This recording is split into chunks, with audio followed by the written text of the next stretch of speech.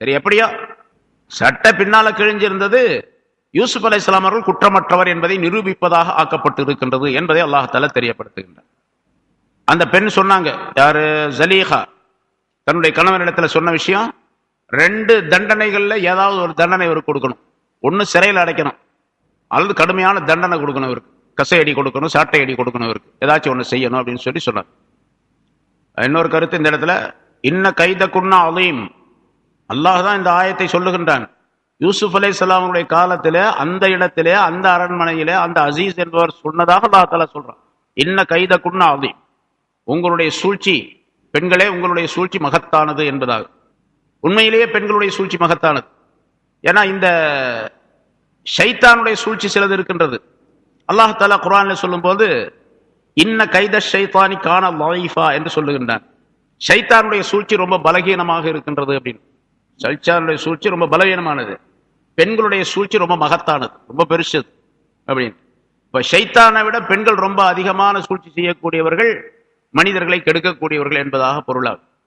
எல்லா பெண்களும் அப்படின்னு அர்த்தம் அல்ல, சில பெண்கள் அப்படி இருப்பார்கள். அதுல இங்க ஷைத்தான் ஏன் வந்து பலகீனம், அது வந்து உயர்ந்தது மகத்தானது அப்படின்னு சொல்றான் அப்படின்னு கேட்டா, ஷைத்தான் நம்ம கண்ணுக்கு தெரிய மாட்டான். ஷைத்தான் யாராவது பார்த்துருக்கீங்களா? யாரும் பார்த்ததில்லை, நம்மளும் பார்த்ததில்லை, நீங்களும் பார்த்ததில்லை, யாரும் பார்க்க முடியாது. ஷைத்தானை பார்த்தேன் அப்படின்னு சொன்னா, ஷைத்தான் ஒருத்தன் பார்த்தேன்னு சொன்னான்னா அவன் ஷைத்தானா தான் இருப்பானே தவிர ஷைத்தானை அவன் பார்க்க முடியாது இல்லையா? ஆனா பார்க்க முடியாத அந்த ஷைத்தான் பல சூழ்ச்சிகளை செய்கின்றான். இருந்தாலும் பார்க்க முடியாமல் இருக்கின்ற காரணத்தில் அவனுடைய சூழ்ச்சி ரொம்ப ரொம்ப பலவீனமானது. இந்த பெண்களுடைய சூழ்ச்சி இருக்கின்றது, பெண்கள் இருக்கின்றார்கள், அவர்கள் நம்ம நேரடியாக பார்க்கக்கூடியவர்கள். பார்க்கக்கூடிய இந்த பெண்களுடைய சூழ்ச்சி ரொம்ப மகத்தானது. சாதாரணமா சொல்லுவாங்களா இல்லையா? அதாவது எதிரியை நம்பலாம், அடுத்து கெடுக்கக்கூடிய நண்பர்களை நம்பக்கூடாது அப்படின்னு சொல்லிட்டு. சில நண்பர்கள் நம்ம ரொம்ப நெருக்கமா இருப்பாங்க, நம்மளை பார்த்தா ரொம்ப சந்தோஷமா பேசுவாங்க, எல்லா விதமான உதவியும் செய்யற மாதிரி நடிப்பாங்க, எல்லாம் செய்வாங்க. ஆனா பின்னால போய் பல விதமான வேலைகளை செய்வாங்க. அது என்ன சொல்றது, குழி பறிக்கிறது அப்படின்னு சொல்லுவாங்க, அடுத்து கெடுப்பது அப்படின்னு சொல்லுவாங்க.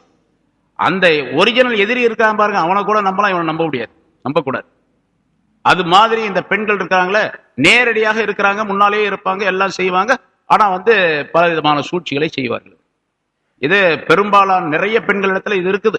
அது அது வேண்டியவர் வேண்டாதவர் அப்படிங்கிறதெல்லாம் கிடையாது, எல்லாருக்கும் செய்யக்கூடிய சூழ்ச்சியே அந்த பெண்கள் செய்வார்கள், எல்லாருக்கும் செய்வார்கள் என்பதாக சொல்லப்படுகின்றது. அதனால்தான் ஒரு ஞானவான் சொல்லுகின்றார்கள், இன்னி அகாஃபு மினன் நிசாய் அக்ஸர மிம்மா அகாஃபு மினஷ் ஷைத்தான், நான் ஷைத்தானுக்கு பயப்படுவதை விட பெண்களுக்கு அதிகமாக பயப்படுகின்றேன். ஏன்னு கேட்டா, அல்லாஹ் தஆலா அல்லாஹ் தஆலா கால இன்ன கைத ஷைத்தானி கான லைஃபா வ கால லஹுன்ன இன்ன கைதகுன்ன அதீம் என்று சொல்லுகின்றான். ஷைத்தானுடைய சூழ்ச்சி பலகீனமானது என்றும் பெண்களுடைய சூழ்ச்சி ரொம்ப மகத்தானது என்றும் அல்லாஹ் சொல்லுறான். அதனால ஷைத்தானை பயப்படுறதை விட பெண்களை நான் அதிகமாக பயப்படுறேன். ரசூலுல்லாஹி ஸல்லல்லாஹு அலைஹி வஸல்லம் அவர்கள் சொன்னார்கள். இதுக்கு இன்னொரு காரணம் ஸல்லல்லாஹு அலைஹி வஸல்லம் சொல்லக்கூடிய அந்த ஹதீஸ்.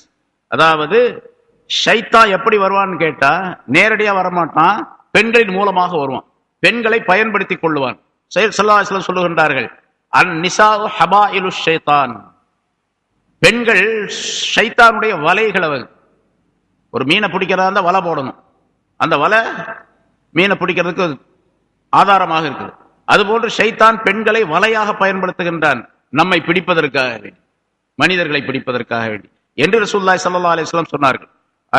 அன்-நிசாஉ ஹபாயிலு ஷைத்தான், ஷைத்தானுடைய வலைகள் என்பதாக சொன்னார்கள்.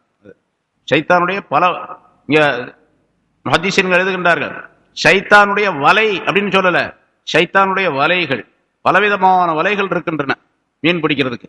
அதுபோன்று ஷைத்தான் மனுஷர்களை பிடிக்கிறதுக்காக பல வலைகளை வச்சிருக்கிறான், பல பெண்களை வச்சிருக்கிறான். அந்த பெண்களின் மூலமாக ஷைத்தான் நம்மளை பிடிச்சிரும் அப்படின்னு அர்த்தம்.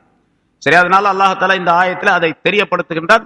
பெண்களுடைய விஷயத்தில் ஜாக்கிரதையாக இருக்க வேண்டும் என்பதையும் அல்லாஹ் தஆலா இங்கே குறிப்பிடுகின்றார். ஏமாந்து விடக் கூடாது என்பதால். ஏன்னா நிறைய மனிதர்களை நம்ம பார்க்கிறோம், ஆவதும் பெண்ணாலே அழிவதும் பெண்ணாலே அப்படின்னு சொன்னான். எத்தனையோ நாடுகளை நம்ம பார்க்கிறோம். அந்த காலத்துல பிரிட்டிஷ் காலத்திலிருந்து அதுக்கு முன்னால் உள்ள காலங்களிலிருந்து உலக நாடுகள்ல பல விஷயங்கள், பல நாடுகள், பல ஆட்சிகள் அழிக்கப்பட்டது பெண்களின் காரணமாக அப்படின்னு சொல்லப்பட்டது.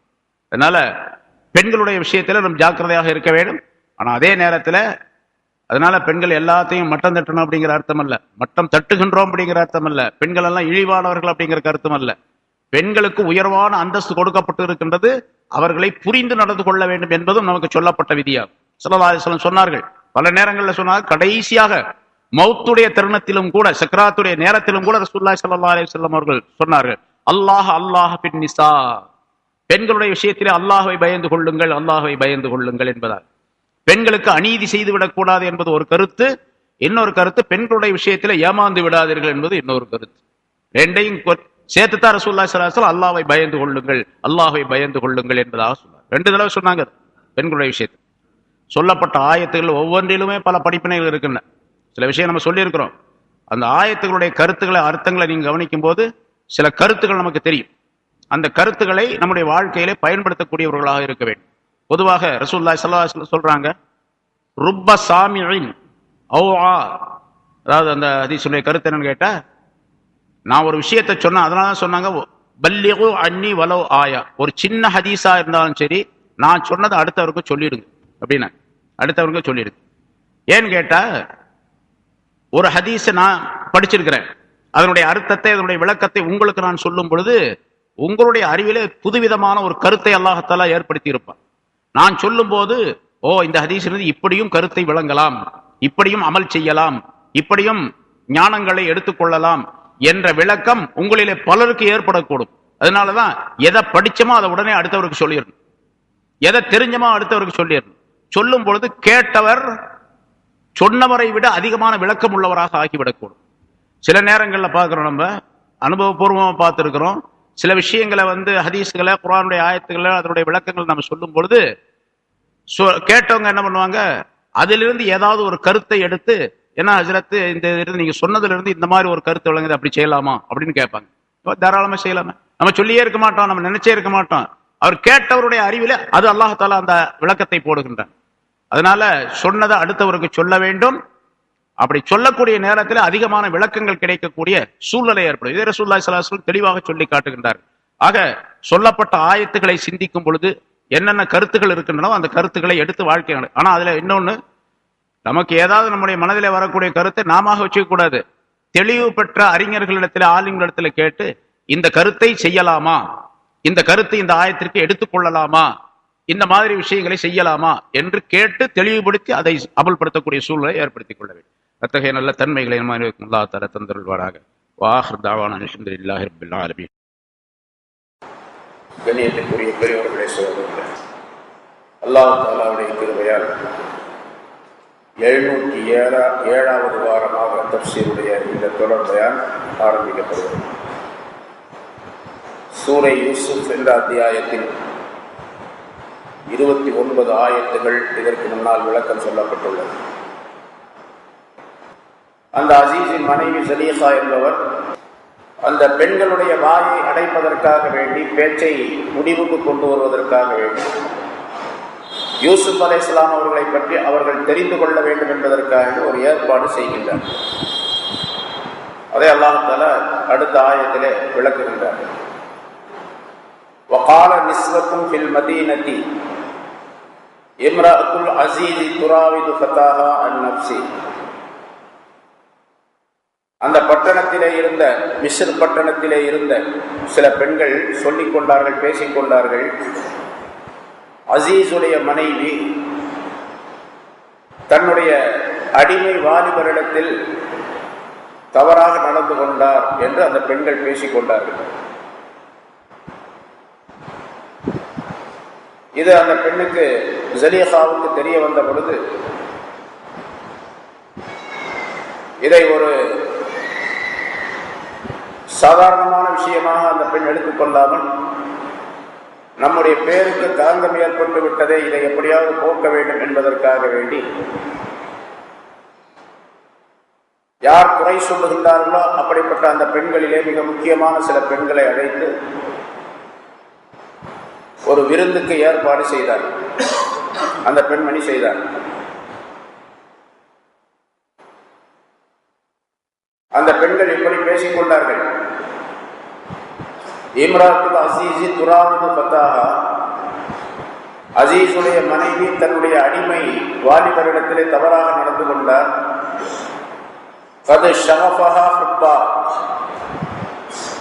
அந்த பெண்மணிக்கு அந்த அடிமையின் மீது அமோகமான மிக அதிகமான காதல் ஏற்பட்டு விட்டது. இன்னால் நராஹி தொலாலின் முபீன்,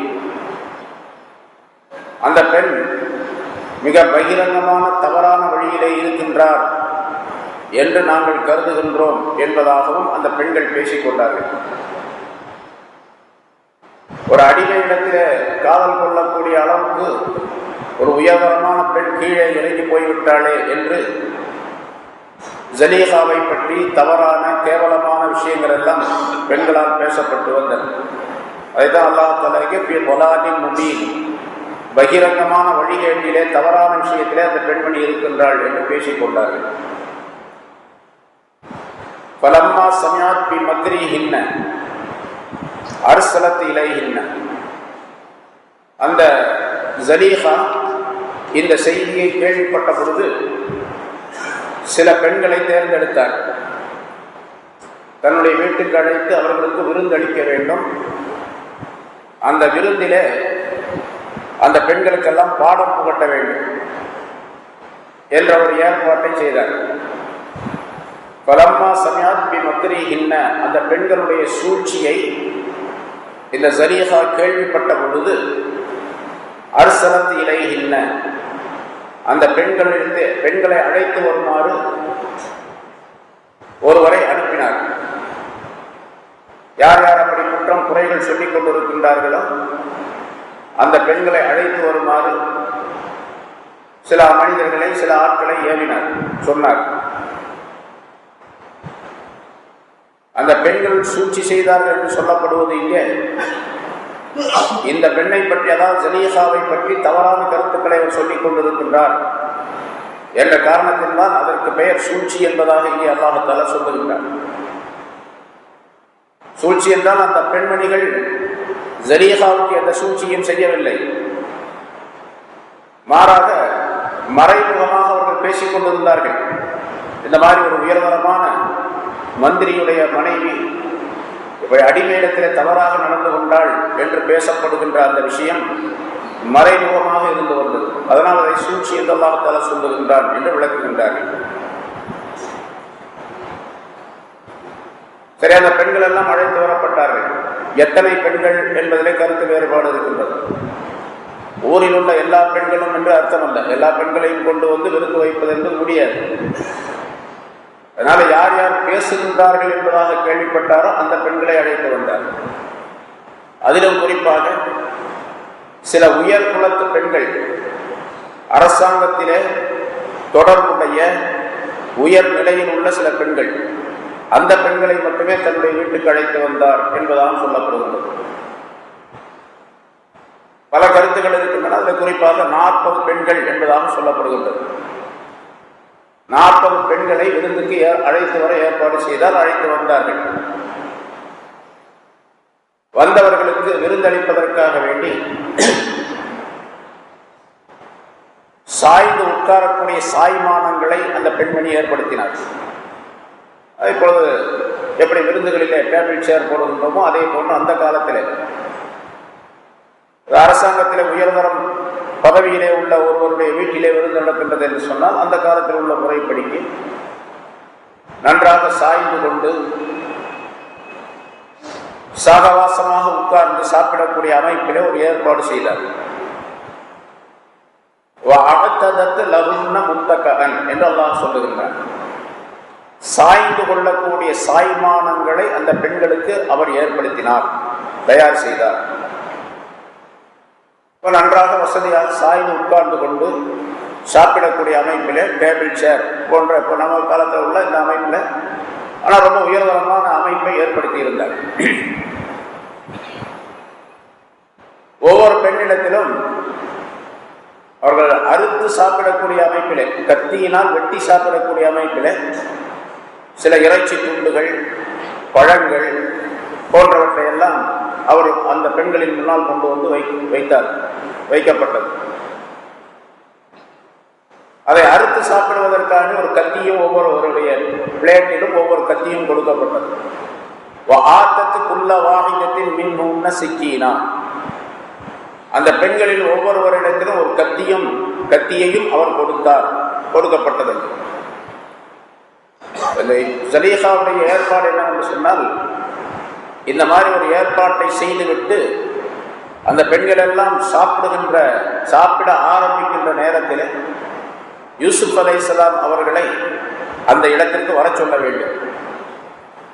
யூசுப் அலைஹிஸ்ஸலாம் அவர்கள் மிகப்பெரிய அழகுடையவராக இருக்கின்ற காரணத்தினால் அதை பார்க்கின்ற அந்த பெண்கள் தங்களுடைய கருத்துக்களை, தங்களுடைய எண்ணங்களை மாற்றிக்கொள்ள வேண்டும். நான் யூசுப்பிடத்தில் கொண்டிருக்கக்கூடிய மையல் சரிதான், காதல் சரிதான் என்று இந்த பெண்கள் ஒப்புக்கொள்ள வேண்டும். நான் ஏற்பாடு செய்திருக்கின்ற இந்த விருந்துக்கு பின்னால் அந்த பெண்கள் வந்துவிட்டு போன பின்னால் நான் எப்படி அந்த யூசுப்பின் மீது காதல் கொண்டவளாக இருக்கின்றேனோ இந்த காதலை அவர்கள் நிலைப்படுத்த வேண்டும். நான் செய்தது சரிதான் என்பதாக அந்த பெண்கள் எல்லாம் சொல்ல வேண்டும் என்பது ஜலீஹாவுடைய ஏற்பாடு. அந்த ஏற்பாட்டுக்கு நியத்துக்கு தகுந்த மாதிரி அங்கே ஏற்பாடுகளை செய்கின்றனர். ஒரு சாய்மானம், முன்னால் ஒரு மேஜை, அதிலே ஒரு பிளேட்டு, ஒவ்வொருவரிடத்திலும் அதிலே பழங்கள், கறி வகைகள் எல்லாம் கொடுக்கப்பட்டிருக்கின்றன. அதை வெட்டித்தான் சாப்பிட முடியும். அந்த அளவுக்கு உள்ள அமைப்பில் உள்ள பொருள்கள், அது சாப்பிடக்கூடிய பொருள்கள். அதற்கு ஒரு கத்தி, கூர்மையான கத்தி கொடுக்கப்பட்டது. சரித்திரத்தில் குறிப்பிடுகின்றார்கள், மிக கூர்மையான கத்தி. அது லேசாக பட்டாலும் நன்றாக அது வெட்டிவிடும். அப்படிப்பட்ட கூர்மையான கத்தியும் கொடுக்கப்பட்டது. யூசுப் அலைஹிஸ்ஸலாம் அவர்களை எதிரில் இருந்த ஒரு ரூமிலே, ஒரு அறையிலே யூசுப் அலைஹிஸ்ஸலாம் அவர்களை தங்க வைத்தார். யூசுப் அலைஹிஸ்ஸலாம் அவர்களுக்கு இந்த விஷயம்லாம் தெரியாது. எதுக்காக வேண்டி என்ன இந்த ரூம்ல இருக்க சொல்றாங்க, என்னத்துக்கு இங்கே விருந்து ஏற்பாடு, அதெல்லாம் தெரியாது. சொல்லி வைத்திருந்தார், நான் எப்பொழுது வர சொல்லுகின்றேனோ அந்த நேரத்தில் உடனடியாக இந்த ரூமிலிருந்து வெளியே வர வேண்டும். எந்த இடத்திற்கு வர சொல்லுகின்றேனோ அந்த இடத்திற்கு வர வேண்டும். இது எப்படி இருந்துச்சுன்னு சொன்னா, ஒரு காட்சி. நம்ம விருந்துகள்ல ரெண்டு பகுதியில், அந்த பக்கம் ஒரு சப்பு, ஒரு அணி, இந்த பக்கம் ஒரு அணி சாப்பிட்றோம், டேபிள் சேர் போட்டு. நடுவில் பரிமாறக்கூடியவர்கள் நடுவில் சாப்பாடு வைக்கிறாங்க, பரிமாறுறாங்க. இதே அமைப்பில் வச்சுங்க. இந்த பக்கம் 20 பெண்கள், அந்த பக்கம் 20 பெண்கள் உட்கார்ந்து இருக்கிறாங்க. இந்த பக்கம் இந்த கடைசியில ஒரு ரூம், ஒரு அறை, இந்த கடைசியில ஒரு அறை, ஒரு ரூம். இதே மாதிரி ஒரு ஹால் வச்சுங்க. அந்த ஹால்ல இந்த கடைசியில ஒரு ரூம், அந்த கடைசியில ஒரு ரூம். இந்த கடைசியில இருக்கக்கூடிய அந்த ரூம்ல யூசுப் அலைஹிஸ்ஸலாம் அவர்களை தங்க வைத்தார். தன்னுடைய ஒரு சாதியிடத்தில் அந்த பெண்மணி சொன்னார், சலீஹா சொன்னார், நான் இப்படி சொல்லுவேன், ஐல் என்பவரை அழைத்து வா என்று சொல்லுவேன், கூட்டி வா என்று சொல்லுவேன். ஐல் என்று சொன்னால் அல்லாஹ் அப்படின்னு அர்த்தம். ஈல் அல்லது ஐல் என்பதாக சொல்லப்படும். ஈல் சொன்னாலும் அல்லாஹ் என்பதாக அர்த்தம். இஸ்ராயில் அப்படின்னு சொன்னா அப்துல்லான்னு அர்த்தம். இஸ்ரா அப்படின்னா அடிமை, ஈல் என்றா அல்லாஹ். அப்துல்லாங்கிறதுக்கு அந்த காலத்தில் அந்த அப்ரானி பாஷையிலே, ஹெப்ரூ பாஷையிலே ஈல் என்பதாக அல்லாஹ்வுக்கு சொல்லப்படும். ஈல் என்பதை அழைத்து வா என்று நான் சொல்லுவேன், நீ யூசுஃபை அழைத்து வர வேண்டும் அப்படின்னு தன்னுடைய ஒரு வேலைக்காரனிடத்தில் சொல்லி வைத்திருந்தார் அந்த பெண். இந்த பெண்களிடத்தில் சொன்னார், உங்களுக்கு பிளேட்டு வச்சு கத்தி, இது வச்சு கத்திகள்லாம் வச்சாச்சு, நான் சொல்றதுக்கு முன்னால் நீங்க சாப்பிடக்கூடாது, நான் உத்தரவு கொடுத்த பின்னால் தான் நீங்க சாப்பிடணும் அப்படின்னு சொல்லி வைத்திருந்தார். இது நம்ம நாட்டிலே முன்னால பழக்கம் இருந்துச்சு. ஒரு மஜ்லிஸ்ல, கல்யாண மஜ்லிஸோ அல்லது வேற ஒரு இடமோ பந்தி பரிமாறக்கூடிய நேரத்தில் எல்லாருக்கும் சாப்பாடு வச்ச பிறகு, ஒரு 200 பேர் 300 பேர் ஒரு மஜ்லிஸில் உட்காந்துருக்காங்க, எல்லாருக்கும் சாப்பாடு வச்ச பிறகு வீட்டுக்காரர் சொல்லுவார், அது வரைக்கும் எல்லாம் உட்காந்துருப்பாங்க, அப்படியே பிஸ்மில்லா சொல்லுங்க அப்படின்னு சொன்னா தான் எல்லாம் சாப்பிட ஆரம்பிப்பாங்க. இப்போ அப்படி இல்லை, இவருக்கு வச்சுட்டு அடுத்துக்கிறவர்களுக்கு இவர் சாப்பிட முடிச்சிருவார். அந்த மாதிரி சாப்பாடு முறை இருக்கு. முன்ன பிஸ்மில்லா சொல்லுங்க அப்படின்னு சொன்னா தான் சாப்பிடுவார். அப்படி ஒரு பழக்கம் இருந்துச்சு. இன்னும் சில இடங்கள்ல எப்பவும் இருக்குது. அது மாதிரி அந்த பெண்மணி இடத்துல சொல்லி வைத்திருந்தார், நான் எப்ப சொல்றேனோ அப்பதான் நீங்க சாப்பிட ஆரம்பிக்க வேண்டும் அப்படின்னு சொல்லி. இப்ப நீங்க சாப்பிட ஆரம்பிங்கன்னு முதல்ல சொன்னார். அந்த சாதிகளத்துல சொன்னார், ஈல் கூட்டுவா அப்படின்னு சொன்னார். யூசுப் அலைஹிஸ்ஸலாம் அவர்கள் அந்த ரூம்ல இருந்து வந்தார். யூசுப் அலைஹிஸ்ஸலாத்துடைய அழகு எப்படிப்பட்டது அப்படின்னு நம்ம முதல்ல விவரிச்சிருக்கிறோம். எப்படிப்பட்டதுன்னு கேட்டா, ஒரு தெருவிலே போனாலும் கூட, வீட்டில் இருக்கிற தெருவில் போனாலும் கூட அவருடைய அழகினுடைய அந்த ஒளி தெருவில் இருக்கக்கூடிய கட்டடங்களுடைய சுவர்களிலே பிரதிபலிக்கும். ஒரு லைட்டை கொண்டு போனால் அந்த லைட்டினுடைய சுடர் எப்படி கட்டடங்கள்ல செவத்தில் விழுகுதோ அது மாதிரி யூசுப் அலைஹிஸ்ஸலாத்துடைய கன்னத்தின் ஒளி, உடலின் ஒளி, அதனுடைய பிரகாசம் பக்கத்தில் இருக்கக்கூடிய சுவர்களில் விழும்.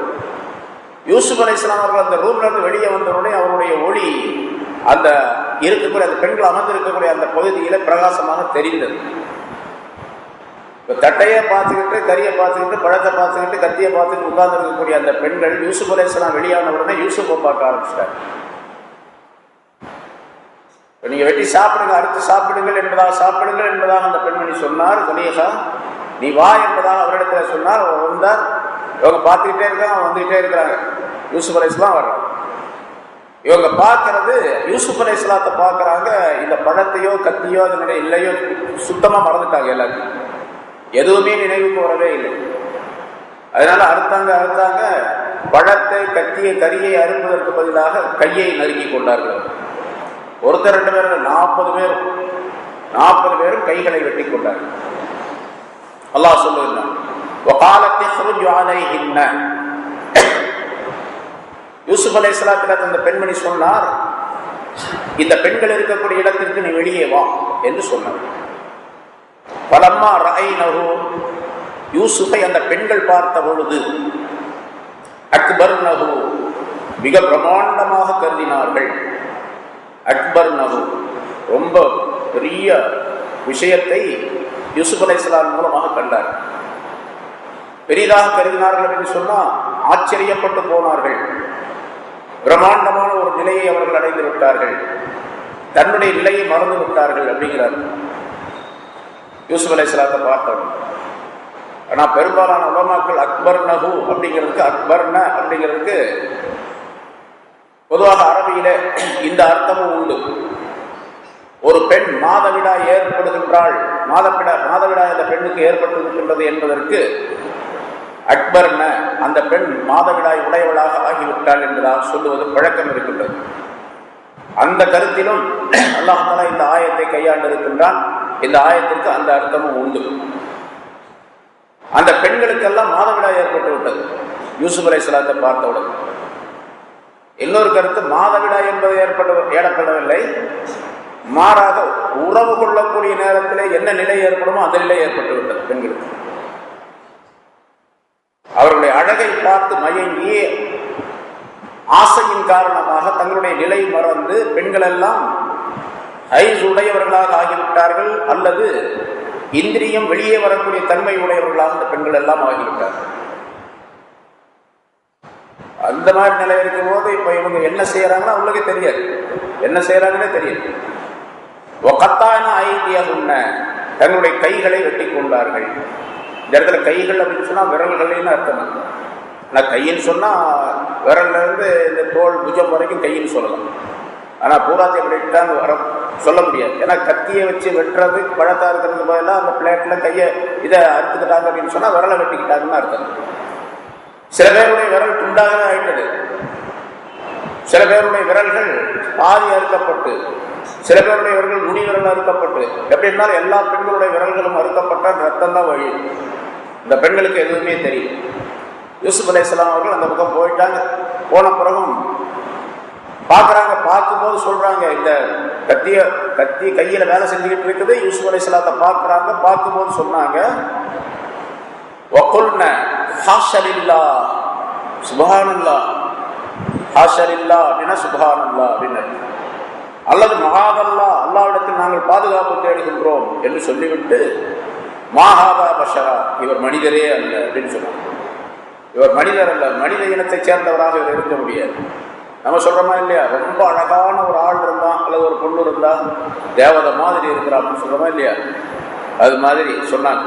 இது மனுஷரே அல்ல, இவர் மனித இனமே, மனித இனத்தை சேர்ந்தவரே அல்ல. மாஹாதா பஷரா, இவர் பஷரே அல்ல. இன்ஹாதா இல்லா மலக்கும் கரி, இவர் சங்கைக்குரிய ஒரு மலக்காகவே தவிர வேறு கிடையாது. சாதாரண மலக்குன்னு சொல்லல, மலக்குகளிலேயே உயர்தரமான சங்கைக்குரிய மலக்காகத்தான் இவர் இருக்க முடியும் என்பதாக அந்த பெண்கள் சொல்லிக் கொண்டார்கள். சுலைஹாவுடைய நோக்கம் இதுதான். அந்த பெண்கள் யூசுப் அலைஹிஸ்ஸலாத்தை பற்றி இப்படி சொல்லணும். அந்த பார்த்து யூசுப் அலைஹிஸ்ஸலாம் அவர்கள் யாரு, எப்படிப்பட்ட அழகுடையவர் என்று தெரியும். இப்போ ஜலீஹாவிடத்திலே, அந்த வீட்டிலே யூசுப் அலைஹிஸ்ஸலாம் அவர்கள் நீண்ட காலமாக இருக்கின்றார்கள். ஒரு அதிகபட்சமாக 13 வயசு அப்படின்னு சொல்லப்படுகின்றது. கொண்டு வந்து அவங்க வந்து அந்த வீட்டுக்கு வரும்போது 13 வயசு.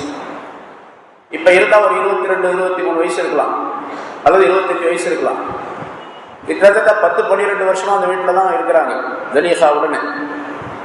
ஒரு சில நிமிடங்கள் பார்த்த நேரத்திலே இந்த பெண்களுடைய நிலை இப்படி தடுமாறிடுச்சு. ஜலீஹா அப்ப எவ்வளவு பெரிய தைரியசாலி. 10-12 வருஷமாக யூசுப் அலைஹிஸ்ஸலாத்துடனே இருக்கக்கூடிய அந்த பெண் தன்னுடைய இச்சையை கட்டுப்படுத்தி கொண்டு முடியாத பட்சத்திலே 10-12 வருஷத்துக்கு பின்னால இந்த நிலை ஏற்பட்டிருக்கிறது. ஜலீஹா ரொம்ப உரம் பெற்றவர், வலிமை பெற்றவர், மனோ வலிமை பெற்றவர் என்பதும் அங்கே தெரியப்படுத்தப்படுகிறது. ஆனால் செஞ்ச தப்பு அது வேற விஷயம். அதனால அது சரித்திரம் சொன்னோமே அது தப்பு தான்.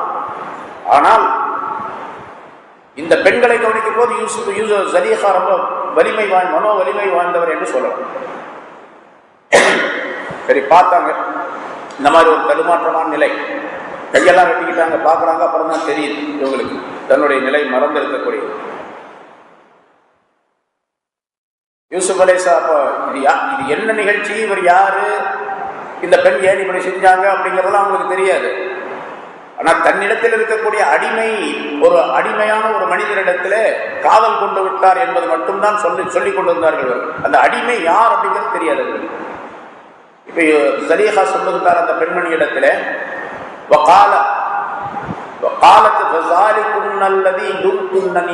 எல்லாம் கேட்டாங்க, இவர் யாரு, மலக்குதானே, இது மனிதராக இருக்க முடியாது. இல்ல யாருடைய விஷயத்திலே என்னை நீங்கள் பழித்து கூறினீர்களோ அவர்தான் இவர் என்பதாக சொன்னார். அடிமை இடத்துல காதல் கொண்டதாக சொன்னீர்களே, பேசிக்கிட்டு இருந்தீங்களே, அவர்தான் இவர். காலத் அந்த பெண்மணி சொன்னார்,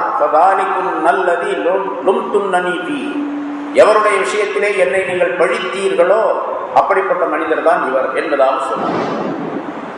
வலக்கது இப்ப சொல்றாங்க. அப்போ ஜலீஹா வந்து நான் அந்த அடிமையிடத்திலே வேட்கை கொண்டது, காதல் கொண்டது, மையல் கொண்டது தப்பு அப்படின்னு ஒப்புக்கொள்வார் அப்படின்லாம் நினைச்சாங்க சில பேர். நான் தப்புன்னு ஒப்புக்கொள்ள மாட்டேன், அது ரைட் தான் அப்படின்னு. வலக்கது ராவத்துஹு அன் நஃப்ஸி, நான் தான் அவரை கூப்பிட்டேன் அப்படின்னு இப்ப பகிரங்கமா சொல்றாங்க. இந்த பெண்களுக்கெல்லாம் தெரிஞ்சு போச்சு யூசுப் யார் அப்படின்னு சொல்லிட்டு. யூசுஃபுடைய அழகு எப்படிப்பட்டது, ஒரு பெண் அவரை பார்த்து கொண்டு சும்மா இருக்க முடியுமா அப்படிங்கிற விவரமெல்லாம் அந்த பெண்களுக்கு தெரிஞ்சிருச்சு. அதனால தைரியமா இப்ப சொல்றார், அந்த ஜலீஹா சொல்லுகிறார், வலக்கது ராவத்துஹு அன் நஃப்ஸிஹி, நான் தான் அவரை அழைத்தேன், எனக்கு இணங்குமாறு நான் தான் அழைத்தேன். ஆனா ஃபஸ்தாஷம், அவர் தன்னை தடுத்து கொண்டார். அவர் வரல, நான் தான் அழைச்சேன், ஆனால் அவர் வரல, அவர் விலகி கொண்டார் என்று தன்னுடைய செயலையும் யூசுப் அலைஹிஸ்ஸலாம் அவர்கள் பரிசுத்தமானவர் என்பதையும் தெரியப்படுத்தினார். அந்த பெண்களுக்கு 2 நிலையும் வழங்கி போயிடுச்சு. இப்போ திரும்ப சொல்லுகின்றார் அந்த ஜலீஹா, இப்ப பார்த்துட்டீங்க இவர் யார் அப்படின்னு சொல்லி. நாங்க என்னாச்சுன்னு கேட்டா, இந்த இடையிலேயே அந்த பெண்கள் விருந்துக்கு வந்த பெண்கள் எல்லாம் யூசுப் அலைஹிஸ்ஸலாத்தை கூப்பிட்டு, நீ வந்து உன்னுடைய என்ன இருந்தாலும் அது உன்னுடைய எஜமாட்டி, இந்த எஜமாட்டியை என்ன சொல்லுகின்றாரோ அதை நீ கேட்கத்தான் வேண்டும். நான் பழிச்சு சொன்ன, நான் வெளியிருந்து சொன்னா எங்களுக்கு தெரியல, ஆனா நீ இருக்கக்கூடிய அந்த நிலையை பார்க்கும் பொழுது, அழகை பார்க்கும் பொழுது, நீண்ட நாளாக உன்னை பாதுகாத்து வந்திருக்கக்கூடிய, உனக்கு உபகாரம் செய்திருக்கக்கூடிய உன் எஜமானியுடைய கட்டளையை நீ நிறைவேற்றித்தான் ஆக வேண்டும் அப்படின்னு சொல்லி யூசுப் அலைஹிஸ்ஸலாத்தை வற்புறுத்த ஆரம்பிச்சிட்டார். எல்லா பெண்களும் சேர்ந்து சொன்னாங்க, உன் எஜமானி சொல்றது கட்டாயமா நீ கேளு, உன்னுடைய எஜமானியோட நீ உறவு கொள்ள வேண்டும் என்பதாக சொல்லி எல்லா பெண்களும் சேர்ந்து இப்ப சிபாரிசு செய்ய ஆரம்பிச்சிட்டாங்க. என்ன சொன்னாங்க, ஒரு பெண் தனியாக எந்திரிச்சு போய் யூசுப் அலைஹிஸ்ஸலாத்தை கூப்பிட்டு, உன் எஜமானி ரொம்ப வசதி உள்ளவள் தான், இருந்தாலும் அவளை விட எனக்கு உன் மேல ரொம்ப காதலா இருக்குது, நீ உன் எஜமானி விட்டு என்ற வந்துரு. 40 பெண்களும் என்ன பண்ணாங்க, தனித்தனியா அதே மாதிரி யூசுப் அலைஹிஸ்ஸலாத்தை கூப்பிட்டு, நீ என்கிட்ட வந்துரு, என்னுடைய ஆசையை நீ முதலாவது தீர்த்து வை, பிறகு உன்னை எஜமானி இடத்துல பார்த்துக்கலாம் அப்படின்னு சொல்ல ஆரம்பிச்சிட்டான். இந்த 40 பெண்கள் அப்படிங்கிறது பெரும்பாலான கருத்து. நான் அதுல ஒரு அறிவிப்பின்படி யூசுப் அலைஹிஸ்ஸலாம் அவர்களை பார்த்த உடனேயே அழகில மயங்கி ஒரு விதமான திடுக்கம் அவர்களுக்கு, அந்த தஹிஷ்ன அப்படின்னா மனோ திடுக்கம் ஏற்பட்டு விட்டது சில பெண்களுக்கு. இந்த திடுக்கம் ஏற்பட்டதின் காரணமாக சில பெண்களுக்கு ஹார்ட் அட்டாக் வந்துச்சு. அழகில மயங்கி ஹார்ட் அட்டாக் வந்தது. ஹார்ட் அட்டாக் வந்ததுல ஒரு 10 பெண்கள் உடனே அந்த ஸ்பாட்லயே அவுட் ஆயிட்டாங்க. 40 பேர்ல 10 பேர் அவுட். இன்னொரு அறிவிப்புல 19 பேர் இருக்கிறாங்க. 40 பெண்கள்ல 19 பேர் இறந்துட்டாங்க அழக பார்த்து மயங்கி. இப்ப நம்ம இன்னொன்னு கவனிக்கணும். முதல்ல சொன்ன மாதிரி கொஞ்ச நேரம் பார்த்து அவங்களுக்கு ஹார்ட் அட்டாக் வந்து இறந்துட்டாங்க அப்படின்னு சொன்னா 10-12 வருஷம் பார்த்துக்கிட்டே இருக்கிறாங்க ஜலீஹா அப்படின்னா அவங்க எவ்வளவு மனோ தைரியம் உள்ளவங்களா இருக்கணும், எவ்வளவு பாதுகாப்பா இருக்கணும். அந்த நீண்ட பாதுகாப்புக்கு பின்னாலும் கூட அவர்களால் தாங்க முடியவில்லை, நிலை கொள்ள முடியவில்லை என்ற காரணத்தினால் கடைசி நேரத்தில் அந்த நிலை ஏற்பட்டது என்பதாக சொல்லப்படுகின்றது. தப்பு தான் இருந்தாலும் வந்து அந்த பெண்ணுடைய தைரியத்தை பாராட்டுகின்றார்கள் அங்கே. சரி, இப்போ வலகத் ராவத்துஹு அன் நஃப்ஸி ஃபஸ்தாஸம், நான் தான் அவரை கூப்பிட்டேன், அவர் தன்னை தடுத்து கொண்டார், வர முடியாதுன்னு சொல்லிட்டார். அவர் நல்ல சுத்தமானவர். திரும்பவும் அந்த பெண் சலீஹா சொல்லுகின்றார் அந்த பெண்களிடத்தில், வல இல்லம் யஃஅல் மா ஆமுருஹு, நான் எதை இவருக்கு சொல்லுகின்றேனோ அதை இவர் செய்யவில்லை என்றால், அதாவது என்னிடத்தில் உறவு கொள்ளவில்லை என்றால், லயஸ்ஜுனுன்ன, அவரை நான் சிறையில் அடைப்பேன். லயுஸ்ஜனன்ன, அவர் சிறையில் அடைக்கப்படுவார். சிறையில் அடைக்கப்படுவது மட்டுமல்ல, வல யகூனம் மினஸ் சாகிரீன், ரொம்ப இழிவானவர்களில் கேவலமானவர்களில் உள்ளவராகவும் அவராகிடுவார். அதையும் நீங்களே அந்த அவர்கிட்ட சொல்லிடுங்க. நான் சொல்றதை கேட்கல அப்படின்னு சொன்னா சிறைவாசம் கிடைக்கும், கேவலமான நிலையும் ஏற்படும். கேவலமான நிலை என்ன தெரியுமா? பின்னால இவர் முடியாது, நீங்க என்ன செஞ்சாலும் சரி முடியாதுன்னு சொன்ன பின்னால அல்லாஹ் தஆலா இடத்துல பாதுகாப்பு கொடுத்தார்கள். அல்லாஹ் தஆலா பாதுகாத்தான். சிறைவாசமே எனக்கு நல்லது அப்படின்னு சொல்றாரு. அதனால அந்த பெண்மணி நம்முடைய கோரிக்கை எதுவுமே, நம்முடைய நோக்கம் எதுவுமே நிறைவேறவில்லை என்ற காரணத்தினால தன்னுடைய கணவரிடத்தில் சொல்லி, என்னதான் நீங்க அவரை பரிசுத்தமானவர் நல்லவர் அப்படின்னு சொன்னாலும் கூட எனக்கு ஒரு கெட்ட பெயர் ஏற்பட்டு போச்சு இந்த ஊருக்குள்ள, அதனால இவரை நீ சிறையில் அடைச்சுதான் ஆகும். சிறையில் அடைக்கிறதுன்னு சொன்னா சும்மா கொண்டு போய் நேரம் யாருக்கும் தெரியாமல் சிறையில் அடைக்க கூடாது. இவரை ஒரு கழுதை மேலே ஏற்ற வேண்டும். அவர் ஊர்வலமாக அவரை அழைத்து செல்ல வேண்டும். தன்னுடைய எஜமானி இடத்திலே தவறாக நடந்து கொண்ட ஒரு அடிமைக்கு ஏற்பட்ட கதி இப்படித்தான் என்று சொல்லிக்கொண்டே சில பறையறிவிச்சு ஊரம் சொல்லணும். அதுக்கு பின்னால் சிறையில் அடைக்கணும் அப்படின்னு அது சலீஹா சொன்னார். அது மாதிரி செய்யப்பட்டது பின்னால் அதுதான் இங்க வல யகூனம் மினஸ் சாகிரீன், கேவலமானவர்களில் உள்ளவராகவும் அவர் ஆகிடுவார் என்ற வார்த்தையை இங்கே உபயோகிக்கின்றார் சலீஹா. பின்னால என்ன செய்ய வேண்டும் அப்படிங்கிற நினைவில் கொண்டு இந்த வாசகத்தை இங்கே சொல்லுகின்றார். யூசுப் அலைஹிஸ்ஸலாம் அவர்கள் எவ்வளவு பெரிய அழகுடையவர்களாக இருந்தால் இந்த நிலை ஏற்பட்டிருக்கும் என்பதை நாம் சிந்திக்க வேண்டும். அத்தோடு ஒரு பாவமான காரியத்தில் தங்களை தடுத்துக் கொள்வதற்காக எவ்வளவு பெரிய முயற்சி செய்திருக்கின்றார்கள், எவ்வளவு பெரிய தியாகங்கள் செய்திருக்கின்றார்கள், என்ன நிலைகள் எல்லாம் ஏற்பட்டிருக்கும் என்று அந்த சூழ்நிலையை நாம் கவனித்து, அந்த வீட்டை கவனித்து, அரண்மனையை கவனித்து, அங்கு இருக்கக்கூடிய ஆட்சி அதிகாரங்களை கவனித்து நாம் சிந்தித்து பார்த்தால் அவர்கள் எப்படிப்பட்ட சிரமங்களை ஏற்றுக்கொண்டிருப்பார்கள் என்பது தெரியும். அதாவது இதனுடைய கருத்தை நான் சொன்னோம், ஒரு மனிதன் ஒரு பாவத்திலிருந்து விடுபட வேண்டும் என்று சொன்னால் பாவமான காரியங்கள் மனிதனை சூழ்ந்து நிற்கின்றன. கொஞ்சம் லேசா மனோ எண்ணம் கொண்டால், முயற்சி செய்தால் அந்த பாவமான காரியத்தை செய்துவிட முடியும்.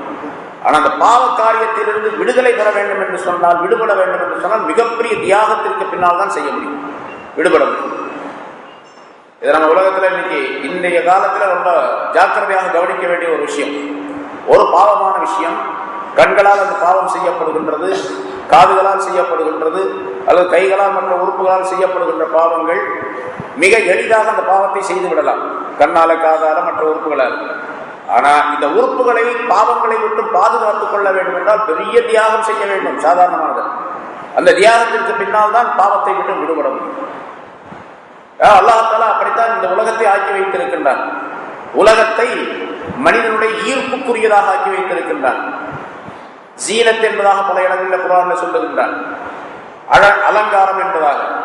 இதை அலங்காரம் இன்னும் அலங்காரமாக்கி காட்டுவதற்காக ஷைத்தானை அல்லாஹ் தஆலா ஏற்பாடு செய்திருக்கின்றான். அந்த ஷைத்தான் இந்த உலகத்தை மேலும் மேலும் அலங்காரமாக ஆக்கி காட்டுகின்றான். இதுதான் சரி, இதுதான் சரியான வாழ்க்கை, இந்த வாழ்க்கைக்குத்தான் செல்ல வேண்டும் என்று மனிதன் முழுமையாக முயற்சி செய்யக்கூடிய அந்த தருணத்திலிருந்து இது பாவம் என்பதாக நினைத்து விடுபடக்கூடிய சூழ்நிலை ஏற்பட வேண்டும் என்று சொன்னால் மிகப்பெரிய தியாகத்திற்கு பின்னால் தான் அதனை செய்ய முடியும் என்பதையும் அல்லாஹ் தஆலா இந்த ஆயத்தின் மூலமாக விளக்குகின்றான். ஆரம்பத்திலே சொல்லியிருக்கிறோம், யூசுப் அலைஹிஸ்ஸலாமுடைய சம்பவத்திலே வெறும் கதை சொல்லுவதல்ல, சம்பவத்தை சொல்லுவதல்ல, மாறாக ஒவ்வொரு ஆயத்திலும் ஒவ்வொரு நிகழ்ச்சியிலும் பல படிப்பினைகள் இருக்கின்றன. அந்த படிப்பினையை மனித வாழ்க்கைக்கு உரியதாக மனிதர்கள் ஆக்கிக் கொள்ள வேண்டும் என்பதற்காக வேண்டி இந்த விஷயங்கள் எல்லாம் சொல்லப்படுகிறது. இங்கே இன்னொரு கருத்தும் உங்களுக்கு விளக்க முன்னால சொல்லியிருக்கோம். அதாவது குர்ஆன்ல பொதுவாகவே லாஹிர் பாத்தின், உட்கருத்து வெளிக்கருத்து, வெளித்தோற்றமான சில கருத்துக்கள் உண்டு. இப்ப சொன்னதெல்லாம் வெளிப்படையான அர்த்தங்கள். அந்தரங்கமான பல அர்த்தங்கள் உண்டு. அந்த அர்த்தங்களை உலமாக்கள், ஞானவான்கள், சூஃபியாக்கள் நமக்கு சிலவற்றை எடுத்து தந்திருக்கின்றார்கள். அதிலே ஒன்று, ஒரு பெரிய மனிதர், ஒரு ஷேக் ஒருவர், அவருக்கு நீண்ட நாளாக ஒரு சந்தேகம். ரசூலுல்லாஹி ஸல்லல்லாஹு அலைஹி வஸல்லம் அவர்கள் சொன்னார்கள், ஒரு மனிதன் இறந்து விடக்கூடிய நேரத்திலே, இறக்கின்ற நேரத்திலே, சக்ராத்துடைய நேரத்திலே மூமினான மனிதனாக இருந்தால் அவருடைய உயிர் மிக லேசாக கைப்பற்றப்படும். காபிரான மனிதனாக, பாவம் செய்த மனிதனாக இருந்தால் மிக கடுமையான முறையில் அவருடைய உயிர் கைப்பற்றப்படும் என்பதற்கு 2 உதாரணங்களை ரசூலுல்லாஹி ஸல்லல்லாஹு அலைஹி வஸல்லம் சொல்றாங்க. மூமினான மனிதனுடைய உயிர் உடலிலிருந்து கைப்பற்றப்படுவதற்கு உதாரணத்தை சொல்லும் பொழுது, குழைக்கப்பட்ட மாவு இருக்கின்றது, அந்த மாவுக்குள்ளே ஒரு முடி மாட்டிக்கொண்டிருக்கின்றது. அந்த முடியை மிக லேசாக எடுத்து விடலாம், எந்த விதமான சிரமமும் இல்லாமல். இதே போன்று ஒரு மூமினான மனிதனுடைய உடலில் இருந்து, அதாவது மலக்குல் மௌத் வருகின்றார், மூமினான மனிதராக இருந்தால் அருகிலே அந்த உயிரை அழைக்கின்றார். நல்லடியார் ஒருவருடைய உடலுக்குள்ளே இருக்கக்கூடிய நல்ல ரூஹே, அல்லாஹ் தஆலாவுடைய ரஹ்மத்தின் பக்கம் நீ வெளிப்பட்டு வருவாயாக என்று கூப்பிடுகிறார். அது ரொம்ப லேசாக வந்துடுது. எப்படி லேசா வருது அப்படிங்கிறது உதாரணத்தை தான் ஸல்லல்லாஹு அலைஹி வஸல்லம் இப்படி சொல்லுகின்றார்கள். குழைக்கப்பட்ட மாவுக்குள்ளே மாட்டிக்கொண்டிருக்கக்கூடிய ஒரு முடி எடுக்கப்படுவதை போன்று லேசாக வந்துடுது அப்படின்னு சொல்றாங்க. கெட்டவராக இருந்தால் அந்த மலக்கு கூப்பிடுகிறார், அது அங்கே இங்கேயும் போய் ஓடி ஒளியுது, அந்த ரூஹ் உடலை விட்டு வெளியே வர்றதில்லை. மலக்குல் மௌத் மிக வம்பாக, கடினமாக அந்த ரூஹை உடலிலிருந்து பிடுங்கி எடுக்கின்றார். அந்த எடுக்கக்கூடிய நிலைக்கு ரசூலுல்லாஹி ஸல்லல்லாஹு அலைஹி வஸல்லம் உதாரணம் சொல்லுகின்றார்கள். நிறைய முட்கள் நிறைந்த முள் செடி, ஒரு மெல்லிய துணியை அந்த முள் செடியிலே அப்படி தூக்கி வீசி போட்டால் பரவலாக அந்த முள்ளெல்லாம் அந்த துணியிலே குத்தி கொள்ளும். அப்படியே எல்லா முள்ளும் அந்த துணியில குத்திக்கும். அந்த துணியினுடைய ஒரு ஓரத்தை பிடித்து வேகமாக இழுத்தால் அந்த மெல்லிய துணி எப்படி தாறுமாறாக கிழிஞ்சு கொண்டு வருமோ அதே போன்று அவருடைய உடலில் இருந்து, காபிரான மனிதனுடைய உடலில் இருந்து அந்த ரூஹ் தாறுமாறாக எடுக்கப்படுகின்றது என்று ஸல்லல்லாஹு அதுக்கு பின்னால் ஒரு நிகழ்ச்சியை சொல்லுகின்றார்கள். சரிங்க, அந்த பெரியவருக்கு, அந்த ஞானவானுக்கு ஒரு சந்தேகம் என்னவென்று சொன்னால், அல்லாஹ் தஆலா குர்ஆனிலே ஜாஅத் சக்ரத்துல் மௌத் பில் ஹக் என்று சொல்லுகின்றார். மௌத்துக்குரிய சக்ராத், கடினமான நிலை என்பது உண்மையானது. அங்கே மூமினான மனிதர், காபிரான மனிதர் என்று பாகுபாடு செய்யவில்லை. ஜாஅத் சக்ரத்துல் மௌத் பில் ஹக், மௌத்துடைய சக்ராத்னாவே கடினம், மௌத்துடைய கடினம் நிச்சயமாக வந்துவிட்டது என்று அல்லாஹ் சொல்லுகின்றார். யாருக்கு அந்த நேரம் வருகின்றதோ அவருக்கு கண்டிப்பா வரும். அதுல மூமின் காபிர் என்று பாகுபாடெல்லாம் கிடையாது என்ற கருத்து அந்த ஆயத்திலே வெளிப்படுத்தப்படுகின்றது, சொல்லப்படுகின்றது. ஆனா ரசூலுல்லாஹி ஸல்லல்லாஹு அலைஹி வஸல்லம் சொல்றாங்க மூமின்களுக்கு லேசா இருக்கும், காபிர்களுக்கு கடினமா இருக்கும் அப்படின்னு சொல்லுவாங்க. மூமின்களுக்கு லேசா இருக்கும் அப்படிங்கிறது எங்க இருக்கு? குர்ஆன்ல எந்த ஆயத்துல சொல்லப்பட்டிருக்கு? அப்படின்னு அவருக்கு சந்தேகப்பட்டு கொண்டிருந்த அவருக்கு ஒரு நாள் கனவிலே ரசூலுல்லாஹி ஸல்லல்லாஹு அலைஹி வஸல்லம் அவர்கள் காட்சி அளித்தார். ரசூலுல்லாஹி ஸல்லல்லாஹு அலைஹி வஸல்லம் அவர்களிடத்தில் அவர் கேட்கின்றார், யார சொல்லலாம் தாங்க இந்த மாதிரி ஒரு ஹதீஸ் சொல்லியிருக்கிறீங்களே, மூமின்களுக்கு லேசா இருக்கும் அப்படின்னு சொல்லிட்டு, அதுக்கு குர்ஆன்ல இருந்து ஏதாவது ஒரு ஆயத்து ஆதாரமாக இருக்கா அப்படின்னு கேட்டார். ரசூலுல்லாஹி ஸல்லல்லாஹு அலைஹி வஸல்லம் அவர்கள் சொன்னார்கள், உத்லுபுஹு ஃபீ சூரத்தி யூசுப், சூரை யூசுஃபிலே அதை தேடிப்பார் அப்படின்னு சொல்லிட்டு மறந்துட்டாங்க. இவர் முடிச்சுக்கிட்டாரு, சூரை யூசுஃப்ல தேடிப்பார்னு சொன்னாங்க, ஆயத்தை சொல்லியிருந்தா நல்லா இருக்குமே, எந்த ஆயத்துன்னு தெரியல அப்படின்னு சூரை யூசுஃப் ஓத ஆரம்பிச்சாருங்க. அப்படியே ஓதிட்டே வரும்போது இந்த ஆயத்தை அவருடைய கவனத்திலே வந்தது. டக்குன்னு நிறுத்தினார். அந்த பெண்கள் தங்களுடைய கை விரல்களை அறுத்துக் கொண்டார்கள் என்ற இந்த விஷயம், இந்த ஆயத்து. அவர் விளக்கம் சொல்லுகின்றார், இந்த ஆயத்து தான் ரசூலுல்லாஹி ஸல்லல்லாஹு அலைஹி வஸல்லம் அவர்கள் தேடிப்பார் என்று சொன்னது. என்ன கருத்துன்னு கேட்டா, அந்த பெண்கள் யூசுப் அலைஹிஸ்ஸலாத்துடைய அழகில மயங்கி அதையே பார்த்து கொண்டு அதையே நினைத்துக் கொண்டு இருக்கக்கூடிய அந்த நேரத்தில் அவங்க விரல் அறுத்தது அவங்களுக்கு தெரியல, அவங்க தெரியவே இல்லை. எப்ப யூசுப் அலைஹிஸ்ஸலாம் அந்த பக்கம் போயிட்டாங்களோ அதுக்கு பிறகுதான் தெரியுது. ஜுலைஹா கூப்பிட்டாங்க, என்ன பாக்குறீங்க, என்ன யோசனை செய்யறீங்க அப்படின்னு கேட்ட பிறகுதான், சத்தம் போட்ட பிறகுதான் அந்த பெண்கள் திடீர்னு நம்ம இங்கே உட்கார்ந்துருக்கிறோமா அப்படிங்கிற மாதிரி, உட்கார்ந்துருக்கிறதே தெரியல அவங்களுக்கு, அந்த மாதிரி ஒரு நிலை ஆயிடுச்சு.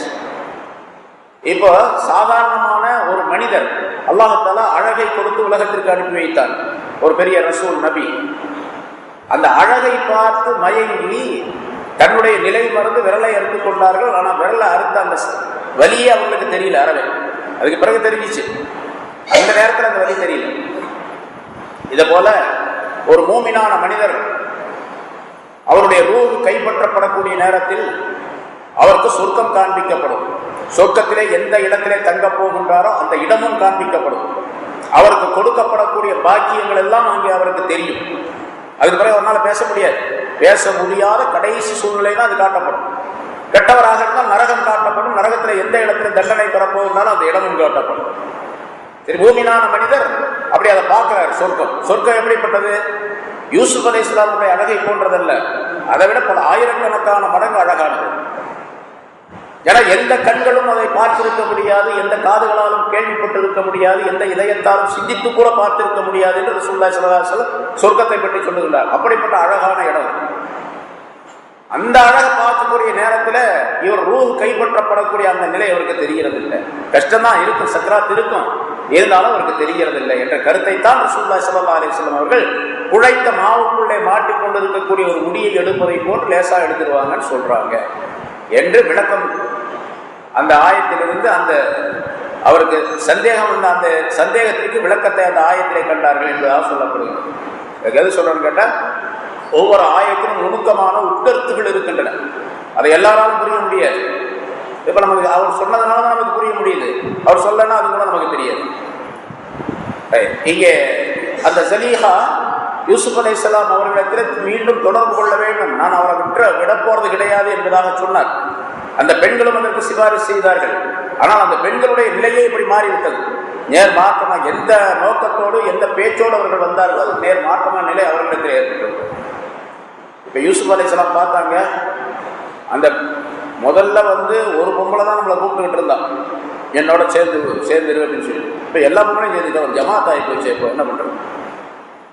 பெரிய ஜமாத்தே சொல்லுது, என்கிட்ட வந்துருக்கிறா, எல்லா பொம்பளையும் சேர்ந்து சொல்றா, நீ உங்க எஜமானி என்ன சொல்றாளோ அது கேளு அப்படின்னு வேற சொல்லி. இந்த ஜமாத்துடைய பெரிய பொம்பளையோட ஜமாத்துல மாட்டிக்கிட்டா அவ்வளவுதான் பெரிய கஷ்டம் அப்படின்னு சொல்லிட்டு யூசுப் அலைஹிஸ்ஸலாம் அவர்கள் உடனே தங்களுடைய எண்ணத்தை அல்லாஹ்வின் பக்கம் திருப்புகின்றார்கள். இது காப்பாற்றுறது யார் முடியாத இடத்துல? அல்லாஹ் தான், வேற யாரும் காப்பாற்ற முடியாது. அல்லாஹ்வின் பக்கம் திருப்புகின்றார்கள். சொன்னார்கள், கால ரப்பி, என்னுடைய ரப்பே, அஸ்ஸிஜ்னு அஹப்பு இலைய மிம்மா யதுஊனனி இலைஹி, சிறைவாசம் எனக்கு ரொம்ப பிரியமானது எதற்காக வேண்டி என்னை இவர்கள் அழைக்கின்றார்களோ அதை விட, எந்த நோக்கத்துக்கு அழைக்கிறாங்க, எதற்காக வேண்டி இந்த பெண்கள் என்னை அழைக்கின்றார்களோ அதை விட எனக்கு சிறைவாசம் ரொம்ப பிரியமானது என்று அவர் சொன்னார். யூசுப் அலைஹிஸ்ஸலாம் அவர்கள் சொன்னார். அல்லாஹ் தஆலா சொல்லக்கூடிய வாசகம் இப்படி சொல்றாங்க. சிறைக்கு அனுப்புறேன் இந்த பொங்கலை சொல்றா, சிறைக்கு அனுப்புறது எனக்கு ரொம்ப நல்லது, இந்த பெண்களுக்கு கட்டுப்படுவதை ஏதோ நனி என்ற இந்த வாசகமே தெரிவிக்கின்றது. மிம்மா ததோ ததோனி, என்னை இந்த பெண் அழைப்பதை விட அப்படின்னு சொல்லியிருந்தா சுலைஹா மட்டும்தான் அழைக்கிறாங்க, மற்றவங்களாம் அழைக்கல அப்படின்னு அர்த்தம் வந்து. அப்படி அல்ல, எல்லா பெண்களும் அழைச்சாங்க, எல்லா பெண்களும் அந்த உறவு கொள்ள வேண்டும் என்று விரும்பினார்கள் என்ற கருத்தை ஏதோ நனி என்ற அந்த வாசகம் தெரியப்படுத்துகின்றது. அஹப்பு இலைய மிம்மா ஏதோ நனி இலை என்று சொல்லிவிட்டு வஇல்லா தஸ்ரிஃப் அன்னி கைதஹுன்ன, இந்த பெண்களுடைய சூழ்ச்சியை என்னை விட்டு நீ திருப்பி விடவில்லையானால், அல்லாஹ் சொல்றார், துஆ கேட்கிறாங்க, இந்த பெண்களுடைய சூழ்ச்சியை என்னை விட்டு நீ திருப்பி விடவில்லை என்று சொன்னால், சூழ்ச்சியை விட்டும் என்னை திருப்பி விடவில்லை என்றால் என்று கேட்கல பாருங்க. இன்னொரு நுட்பமான ஒரு கருத்து இருக்குது. என்னை விட்டும் அவருடைய சூழ்ச்சியை திருப்பிடணும், நான் தனியா போயிடணும், அந்த சூழ்ச்சியில ஆப்படக்கூடாது. சூழ்ச்சியை விட்டும் என்னை திருப்பி விட, என்ன வேற எங்கேயாவது கொண்டு போயிடு அப்படிங்கிற அர்த்தம் வந்துடும். அதாவது என்னை இதிலிருந்து கழட்டி விடு, நான் தனியா இருக்கிறேன், அந்த பெண்கள் தனியா இருக்கட்டும் அப்படிங்கிற கருத்து வந்துடும். எல்லா தஸ்ரீஃபா அன்னி, என்னை விட்டும் நீ திருப்பவில்லை என்றால், கைதஹுன்ன இந்த பெண்களுடைய சூழ்ச்சியை திருப்பவில்லை என்றால், அஸ்பு இலைஹின்ன, அந்த பெண்களின் பக்கம் நான் சாய்ந்து விடுவேன், அந்த பெண்களுடைய நோக்கத்துக்கு இணங்கி விடுவேன். அப்படி இணங்கிட்டா வாக்கும் மினல் ஜாஹிலி, ஜாஹில்களில் உள்ளவனாக நான் ஆயிடும், அறியாமையில் உள்ளவனாக நான் ஆயிடும். அதாவது அறியாமைனா அநியாயக்காரர்கள், பாவம் செய்யக்கூடியவர்கள், பாவம் செய்யக்கூடியவர்கள் எல்லாம் அறியாத ஜாஹில்கள் தான். ஜாஹிலாக இருக்கக்கூடிய நிலையில் தான் ஒரு மனிதன் பாவமே செய்கின்றான். முன்னால் ஒரு ஆயத்துக்கு விளக்கப்பட்டிருக்கு, முன்னால சூரத்துல் பக்ராவிலே விளக்கப்பட்டிருக்கு. ஒரு மனிதன் பாவம் செய்கின்றான் என்று சொன்னால் அவன் ஜாஹிலா இருக்கான்னு அர்த்தம். அந்த இடத்துல அந்த விஷயத்தை பற்றி அவன் ஆலிமாக இருந்தால், அறிந்தவனாக இருந்தால் அவன் செய்ய மாட்டான். அறியாத நிலையில் தான் அவன் செய்யணும். அந்த நேரத்தில் அவன் ஜாஹிலாக ஆகிவிடுகின்றான், மாறிவிடுகிறான். அதை பற்றி உள்ள சிந்தனையே வர்றதில்லை. ஒரு பாவத்தை செய்யணும், கல் குடிக்கிறான்னு வச்சுங்க, ஒரு மூமினான மனிதன், முஸ்லிமான மனிதன் கல் குடிக்கிறான். ஆனா அவனுக்கு நல்லா தெரியும் மது அருந்துவதன் காரணமாக இன்னும் தண்டனைகள் உண்டு அல்லாஹ்விடத்தில் அப்படின்னு நல்லா தெரியும். ஆனா மது அருந்துகின்ற நேரத்தில் அது பூராத்தி மறந்துடும், எதுவுமே தெரியாது.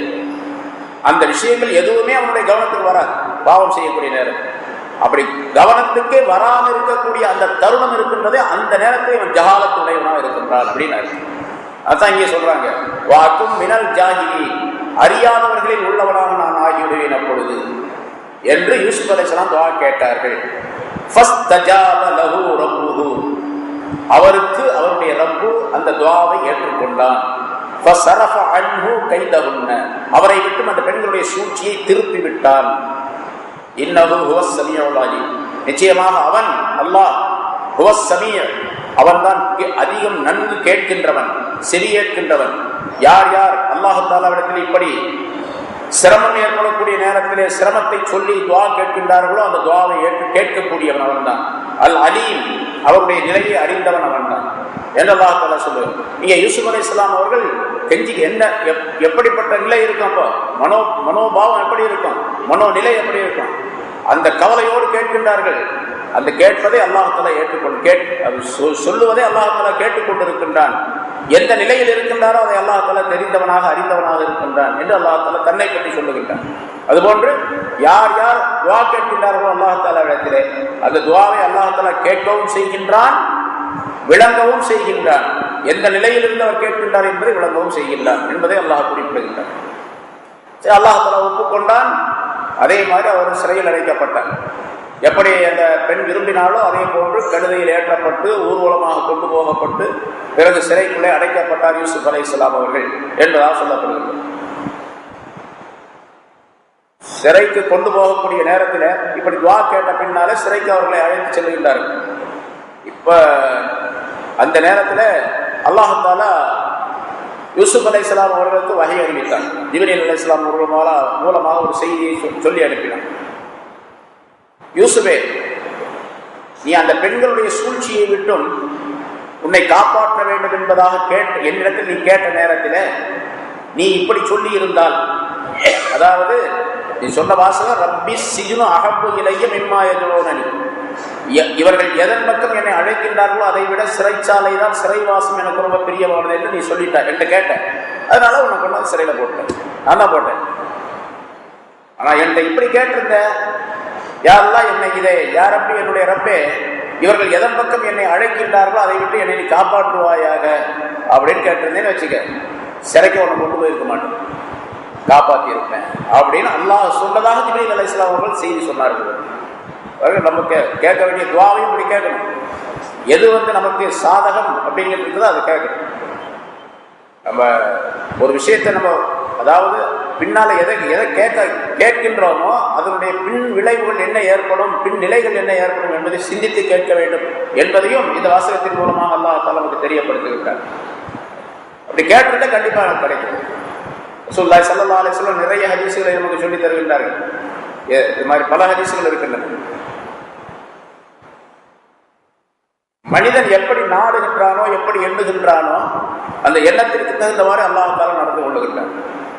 ஸல்லல்லாஹு அலைஹி வஸல்லம் சொன்னார்கள், அனா இன்த லன்னி அப்தி பி, என்னுடைய அடியான் என்னை பற்றி எப்படி எண்ணுகின்றானோ அப்படியே அவரிடத்தில் நான் நடந்து கொள்வேன் என்பதாகும்.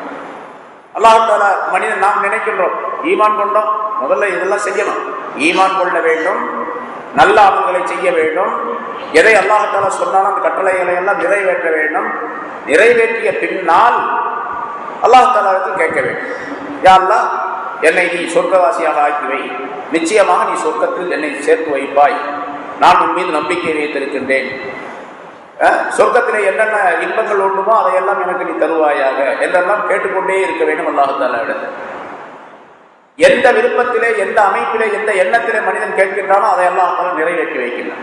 நான் முதல்ல என்ன இருக்கணும், ஈமான் இருக்கணும், அமல்கள் இருக்கணும், அதுக்கு பின்னால் கேட்கக்கூடிய விஷயங்களை எல்லாம் அல்லாஹ் தஆலா தந்து விடுகின்றான் என்பதாக சொல்லப்பட்டிருக்கின்றது. ஒருத்தர் இப்படி கேட்கிறாரு, யாரெல்லாம் நான் ஈமான் கொண்டேன், நல்ல அமல்களை செஞ்சிருக்கிறேன், ஏதோ என்னால் முடிஞ்ச அளவுக்கு செஞ்சேன், நீ கொடுத்தா கொடுக்காடி போ அப்படின்னு சொன்னாலும் கொடுக்க மாட்டேன், எனக்கு இது போதும், எனக்கு கொஞ்சம் பாக்கியம் கொடுத்தா போதும் என்று சொன்னால் அது கொஞ்சம் எதை கேட்டாரோ அது மட்டும் கொடுக்கப்படும், எதை கேட்டாரோ அதை கொடுக்கணும். ஆனால் இதில் உட்கருத்துகளும் சில இருக்கின்றன, அதையும் நம்ம கவனிக்கணும். அதாவது சில ஞானவான்கள் சொர்க்கத்திற்கு தகுதி பெற்றவர்கள், சொர்க்கத்திலே உயர்ந்த அந்தஸ்துக்கு தகுதி பெற்றவர்கள், அப்படி இருந்தாலும் கூட உலகத்தில் அவர்கள் சில நேரங்களில் யாரெல்லாம் சொர்க்கத்திலே ஒரு தாழ்ந்த ஒரு மனிதனாவது என்னை நீ ஆக்கி வைத்து விடுவாயாக, நரகத்திற்கு என்னை அனுப்பிவிடாது அப்படின்னு கேட்ட துவாக்கள் தான் இருக்கின்றன. அப்படின்னா அவர் பெரிய பெரிய நிலைகள் எல்லாம், உயர்தரமான சுகபோகங்கள் எல்லாம் வேண்டாம் அப்படின்னு சொல்லல, அவரு தன்னை தாழ்த்தி கொள்வதற்காக அப்படி கேட்டார் அப்படின்னார். தன்னை தாழ்த்தி நான் ஒரு சாதாரணமான அடிமை என்பதை அல்லாஹ் தஆலா அவருக்கு தெரியப்படுத்த வேண்டும் என்பதற்காக கேட்டுக்கொண்டார். சில உலமாக்களுடைய விஷயத்திலே நாம் பார்க்கின்றோம், யா அல்லாஹ் எனக்கு சொர்க்கத்திலே இந்த சொர்க்கவாசிகள் செருப்பு போட்டிருப்பாங்கன்னு சொல்றாங்க, உயர்தரமான செருப்புகள் இருக்கும் அவங்கள்ட்ட, பாதணிகள், காலணிகள், அந்த செருப்புகள் எல்லாம் தஸ்மீஹ் செய்து கொண்டு இருக்கும், அவங்க போட்டிருக்க செருப்புகள் எல்லாம் தஸ்மீஹ் செய்து கொண்டு இருக்கும், அந்த செருப்புக்கு பணிவிடை செய்யக்கூடிய பாக்கியத்தை எனக்கு தருவாய அப்படின்னு ஒருத்தர் கேட்டார். அப்படின்னா என்னையும் சொர்க்கத்துக்கு அனுப்பினா தான் உள்ள போகாம எப்படி செருப்பு பார்க்க முடியும், அந்த செருப்புக்கு பணிவிடை செய்யக்கூடிய, அல்லது இன்னொரு பெரியாருடைய விஷயத்துல ஒரு ஆலிமுடைய விஷயத்துல எப்படி சொல்லப்பட்டிருக்கின்றது, அந்த சொர்க்கவாசிகள் செருப்புகளை கழற்றி வைத்திருப்பார்கள். அவங்களுக்கு ஒரு பங்களா இருக்கும், மாளிகை இருக்கும், போகும்போது செருப்பை கழட்டி வச்சுதான் உள்ள போவாங்க. அந்த செருப்பை பாதுகாக்கக்கூடிய பொறுப்பை எனக்கு நீ தருவாயாக அப்படின்னு ஒருத்தர் கேட்டாங்க. இதெல்லாம் ரொம்ப கேவலமான நிலையை எனக்கு போடும் அப்படிங்கிற அர்த்தத்தில் கேட்கல, அவங்க தன்னுடைய பணிவை வெளிப்படுத்துவதற்காண்டி சொன்னார்கள் அப்படிங்கிற அர்த்தம். ஆனாலும் நாம் கேட்கக்கூடிய நேரத்தில் பொதுவாக நம்மை போன்றவர்கள் அல்லாஹ் தஆலா நிச்சயமாக தருவான் என்ற நம்பிக்கையோடு உயர்தரமான இடத்தை கேட்க வேண்டும். ரசூலுல்லாஹி ஸல்லல்லாஹு அலைஹி வஸல்லம் அவர்கள் சொன்னார்கள், 8 சொர்க்கங்கள் இருக்கின்றன, அதிலே ரொம்ப உயர்ந்ததும் நடு மையமாக இருக்கக்கூடியதும் அல் ஃபிர்தௌஸ் என்ற சொர்க்கம், ஜன்னத்துல் ஃபிர்தௌஸ் என்பது. நீங்கள் அல்லாஹ் தஆலாவிடத்தில் கேட்டால் ஃபிர்தௌஸை கேளுங்கள் என்பதாக சொல்லுங்கள். எவ்வளவு பேர் கேட்க, உலகத்தில் எல்லாரும் ஃபிர்தௌஸை கேட்கிறாங்க, எனக்கு ஃபிர்தௌஸ் என்ற சொர்க்கத்தை கொடுன்னு கேட்கிறாங்க. எல்லாரும் போக முடியுமாங்க? ரசூலுல்லாஹி ஸல்லல்லாஹு அலைஹி வஸல்லம் சொல்றாங்க, உலகத்தில் ஆதியிலிருந்து அந்த முறை கடைசி வரைக்கும் உள்ள எல்லா மனிதர்களும் சேர்ந்தாலும் கூட ஒரு சொர்க்கத்தினுடைய ஒரு பகுதியிலே கொண்டு போய் எல்லாரையும் வைக்க முடியும். எல்லா மனிதர்களும் எத்தனை கோடி, எத்தனை மில்லியன், எத்தனை பில்லியன், எத்தனை ட்ரில்லியன் மனிதர்கள் வருகின்றாரோ அத்தனை பேர் கொண்டு போய் ஒரு சொர்க்கத்தினுடைய ஒரு பகுதியிலே கொண்டு வச்சிடலாம். மீதியெல்லாம் காலி இடமா தான் இருக்கும். ஆனா எல்லாத்துக்கும் பங்கு ஓட்டு அல்லாஹ் தஆலா விசாலமா கொடுப்போம். அது வேற விஷயம். அதாவது எல்லா மனிதர்களையும் அது உட்கொள்ளும் என்பதற்காக சொல்லப்பட்ட விஷயம். அதனால எல்லாரும் கேட்கலாம். அதே மாதிரி சொர்க்கத்திலே இடத்தை கேட்கும் பொழுது சொர்க்கத்திலே எனக்கு இந்த இடத்தை கொடு, அந்த இடத்தை கொடு அப்படின்லாம் கேட்கணும். சொர்க்கத்திலே உயர்தரமான, விசாலமான, உன்னதமான இடத்தை நீ தருவாயாக என்று கேட்க வேண்டும். எதை கேட்கிறோமோ அல்லாஹ் தஆலா அதை கபூல் செய்வான். நம்பிக்கையோடு கேட்டால் கபூல் செய்வான். ஆனால் நிபந்தனை ஈமான் இருக்கணும், அமல் இருக்கணும். அப்படி இருந்துதான் செய்யும். ஒண்ணுமே இல்லை, ஈமான் கொள்ளல, அமலும் இல்லை.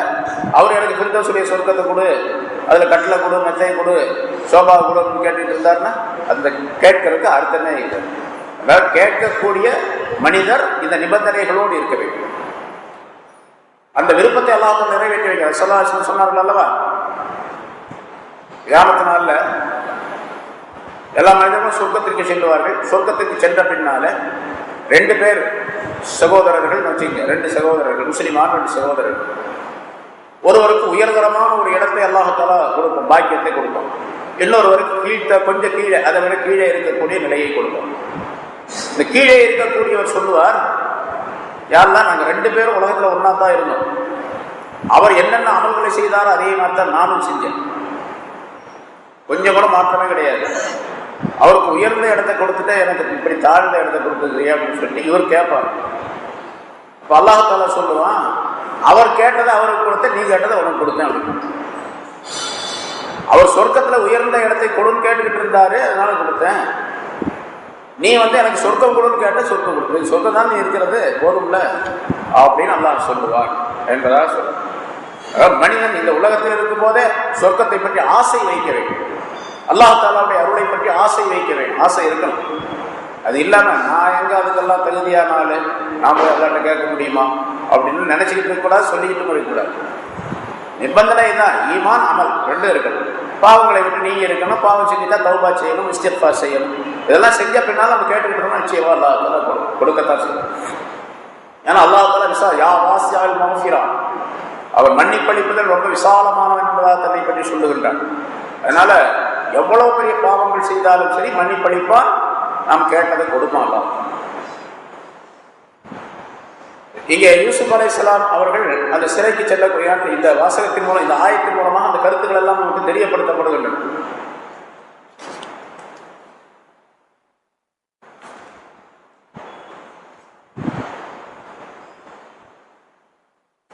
யூசுப் அலைஹிஸ்ஸலாம் கேட்டாங்க, ஃபஸ்தஜாப லஹு ரப்புஹு ஃபஸரஃப அன்ஹு கைதஹு இன்னஹு ஹுவஸ் ஸமீஉல் அலீம். அல்லாஹ் தஆலா அவருடைய சூழ்ச்சியை விட்டு அவரை விட்டு சூழ்ச்சியை திருப்பினார். சரி, இப்ப இன்னொரு சந்தேகம் வரும்.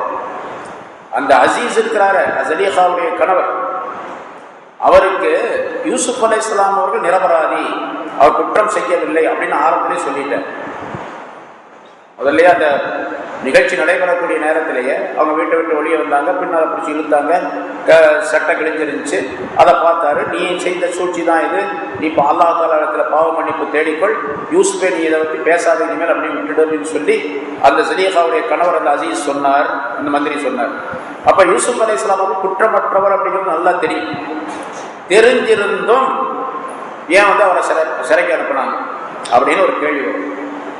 அல்லாஹ்வே சொல்லுகின்றார், சும்ம பதாலஹும் மின் பாதி மா ரஅவுல் ஆயாத்தி, பிறகு அவர்களுக்கு அத்தாட்சிகள் எல்லாம் தெளிவாக தெரிந்த பின்னாலும் லயஸ்ஜுனுன்னஹு ஹத்தா ஹீன், அவரை ஒரு குறிப்பிட்ட காலம் வரைக்கும் அவரை சிறையில் அடைத்தார்கள். அத்தாட்சிகள் எல்லாம், சாட்சிகள் எல்லாம் தெளிவாக தான் இருந்துச்சு.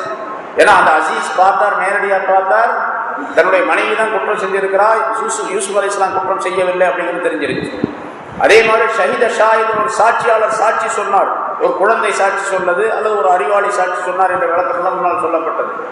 யூசுப் அலைஹிஸ்ஸலாம் அவர்கள் குற்றவாளி அல்ல, ஏன்னா ஜுலைஹா தான் பிடிச்சி இழுத்துருக்கிறார், அதனால சட்டை பின்னால கிழிஞ்சிருக்குது, பின்னால கிழிஞ்சிருந்துச்சு அப்படின்னு சொன்னா அவர் குற்றவாளி அல்ல, அந்த பெண் தான் போய் சொல்றா அப்படின்னு அர்த்தம் என்றெல்லாம் சொல்லப்பட்டது. அது ஒரு சாட்சி. அதே மாதிரி யூசுப் அலைஹிஸ்ஸலாம் அவர்கள் மிகப்பெரிய நல்ல குணமுடையவர்களாக இருந்தாலும் 10-12 வருஷமா அவங்கள பார்த்துக்கிட்டே இருக்கிறாங்க, எந்த தப்பும் செய்யாமல் இருக்கிறார், மிக சுத்தமானவராக இருந்தார், எல்லா விதமான நல்ல காரியங்களையும் செய்து கொண்டிருந்தார் அப்படிங்கிறதெல்லாம் தெளிவாக அந்த வீட்டில் எல்லாருக்கும் தெரிஞ்ச விஷயம். அது அக்கம் பக்கத்தில் இருக்கக்கூடியவர்களுக்கெல்லாம் தெரிஞ்ச விஷயம். இப்படிப்பட்ட பல ஆயத்துகள், பல அத்தாட்சிகள், பல ஆதாரங்கள் அவர்களுக்கு இருக்கின்றன. யூசுப் அலைஹிஸ்ஸலாம் அவர்கள் சுத்தமானவர் என்பது பல ஆதாரங்கள் இருக்கின்றன. அந்த ஆதாரங்கள் இருந்த பின்னாலும் கூட குறிப்பிட்ட காலம் வரைக்கும் சிறையில் அடைச்சார். ஏன் அடைச்சார்? சிறையில் அடைக்க சொன்னாங்க. அந்த பெண்மணி சொன்னது கேட்டு ஏன் சிறையில் அடைச்சாங்க அப்படின்னு கேட்டா, இவருக்கு பெரிய தலைவலியா இருந்துச்சு அந்த அசீஸ், அந்த மந்திரி. இவர் போட்டு நச்சரிச்சுக்கிட்டே இருக்கிறா, பொம்பளை சொல்றதை கேட்டுதான் ஆகணும் கடைசியில். அந்த மாதிரி ஒரு சூழ்நிலை வந்துருச்சு. இல்லைன்னு சொன்னா இவ போய் நம்மளை பத்தி புதையாச்சு பண்ணி விட்டுருவா, பெரிய பேஜ் இதெல்லாம் பிரச்சனைகள்லாம் பண்ணி விட்டுருவா. அதனால ரெண்டாவது அந்த ஊர்ல நாட்டில் வந்து பலவாறாக இவரை பற்றி, மந்திரியை பற்றி, மந்திரியுடைய மனைவியை பற்றி பேச ஆரம்பிச்சாங்க. இவர் வெளியே தலை காட்ட முடியல. வெளியே போனாவே யாராவது ஜாடையாக சைக்கிணையாக பேசிக்கொண்டிருக்கக்கூடிய சூழ்நிலை ஏற்படும். அங்க வேலைக்கு போனால் அரண்மனையிலும் அதே மாதிரி உள்ள ஒரு பிரச்சனை, பலவிதமான பிரச்சனைகள் ஏற்பட்ட பின்னால அவர் முடிவு செய்தார், என்னுடைய மனைவி சொல்ற மாதிரி இவரை கொண்டு போய் கொஞ்ச நாளைக்கு சிறையில் அடைச்சா தான் அவருடைய பேச்சை மனிதர்கள் விட்டுடுவாங்க, அவர் அப்படியே மறந்துடுவாங்க, அதுக்கு பின்னால வேணா பார்க்கலாம் அப்படின்னு சொல்லிட்டு தான் அந்த மந்திரி என்ன சிறையில் அடைப்பதற்காக ஏற்பாடு செய்தார் என்பதாக குறிப்பிடப்படுகிறது. பலவிதமான பிரச்சனைகள் வந்து பெரிய தலைவலியா போச்சு. சிறையில யூசுப் அலைஹிஸ்ஸலாம் அடைக்கப்படவில்லை என்று சொன்னால் தன்னுடைய மனைவியின் மூலமாகவே பலவிதமான பித்னாக்கள் ஏற்படக்கூடிய சூழ்நிலை ஏற்பட்டுச்சு. மக்களும் அதே மாதிரி வெளியே இருந்தாங்க ஊர்ல, அதனால அடைக்க வேண்டிய சூழ்நிலை ஏற்பட்டுச்சு என்பதாக குறிப்பிடுகின்றார். அதனால அல்லாஹ் இங்கே சொல்றார், சும்மா பதாலஹும் மின் பாதி மா ரஅவுல் ஆயாத்தி, பல அத்தாட்சிகளை அவர்கள் கண்ட பின்னாலும் லயஸ்ஜுனுன்னஹு ஹத்தா ஹீன், குறிப்பிட்ட காலம் வரைக்கும் அவர்கள் சிறையில் அடைத்தார்கள் என்பதாக. குறிப்பிட்ட காலம் அப்படின்னு சொன்னா எவ்வளவு நாள் அப்படின்னு சொன்னா, அவர் நினைச்சது கொஞ்ச காலம் அந்த ஜனங்களுடைய வாய்கள் மூட வரைக்கும், அவங்க பேச்சு ஒழிகிற வரைக்கும் அடைக்கலாம் அப்படின்னு சொல்லிட்டு சிறையில் இருக்காங்க. ஆனா அது 3 வருஷம் அல்லது 5 வருஷம் 7 வருஷம் 9 வருஷம் என்று பலவிதமான கருத்துக்கள் இருக்கின்றன. பின்னால் அல்லாஹ் தஆலா அந்த ஆயத்தில் 2 ஆயத்துக்கு பின்னால் சொல்றான், பிதுஆ சினீன் அப்படின்னு சொல்றான். பிதுஆ என்ற அந்த வார்த்தை இருக்குது அரபியில, 3 to 9 வரைக்கும் உள்ள எண்ணுக்கு சொல்லப்படும். அப்ப 3 வருஷம் அல்லது 5 வருஷம் 7 வருஷம் 9 வருஷம், அதிகபட்சமாக 9 வருஷம், நடு மையமாக 5 வருஷம் என்பதாக குறிப்பிடுகின்றார்கள். பெரும்பாலானவர்கள் 5 வருஷம் 5 வருஷம் சிறையில் இருந்தார்கள் ஹஜ்ரத் யூசுப் அலைஹிஸ்ஸலாம் அவர்கள். அந்த சிறைக்குள்ளே செல்லக்கூடிய நேரத்தில் யூசுப் அலைஹிஸ்ஸலாம் அவர்கள் ஒரு நபி அல்லவா, நபி மட்டுமல்ல ரசூலும் கூட. அல்லாஹ் தஆலா குர்ஆனில் அவர்களை புகழ்ந்து சொல்லுகின்றார். அதனால அவங்க அந்த சிறைக்கு போகக்கூடிய நேரத்தில் அவர்களை பற்றி பல்வேறு விதமான எண்ணங்கள் உள்ள மனிதர்கள் இருந்தார்கள் அங்கே சிறையில். ஆனாலும் கூட யூசுப் அலைஹிஸ்ஸலாம் உள்ள போன உடனேயே இவருடைய அழகையும் அவருடைய கம்பீரமான தோற்றம், அவருடைய தன்மைகள், குணங்கள் இவற்றையெல்லாம் பார்த்த உடனே சிறை அதிகாரி உட்பட, ஜெயிலர் இருக்காரு அவரை உட்பட எல்லோருமே யூசுப் அலைஹிஸ்ஸலாம் அவர்களுக்கு மரியாதை செய்ய ஆரம்பிச்சிட்டாங்க. என்ன சொல்ல போனா, யூசுப் அலைஹிஸ்ஸலாம் அவர்கள் அரசாங்கத்தின் மூலமாக, மந்திரியின் மூலமாக சிறையில் அடைக்கப்பட்டிருக்கார். அதனால அவர் தானா வெளியே வர முடியாது. அங்க பாதுகாப்பான பலமான பாதுகாப்பு இருக்கு.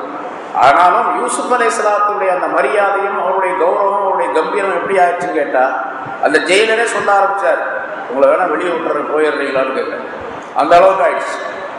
இது போன உடனே நடந்த நிகழ்ச்சி. அதுக்கு பின்னால தினந்தோறும் பல்வேறு விதமான நிகழ்ச்சிகளின் மூலமாக பலவிதமான நன்மைகள் அந்த ஜெயிலில் இருக்கக்கூடியவர்களுக்கு ஏற்பட்டுள்ளன என்பதை வரலாறு நமக்கு சொல்லி காட்டுகின்றது.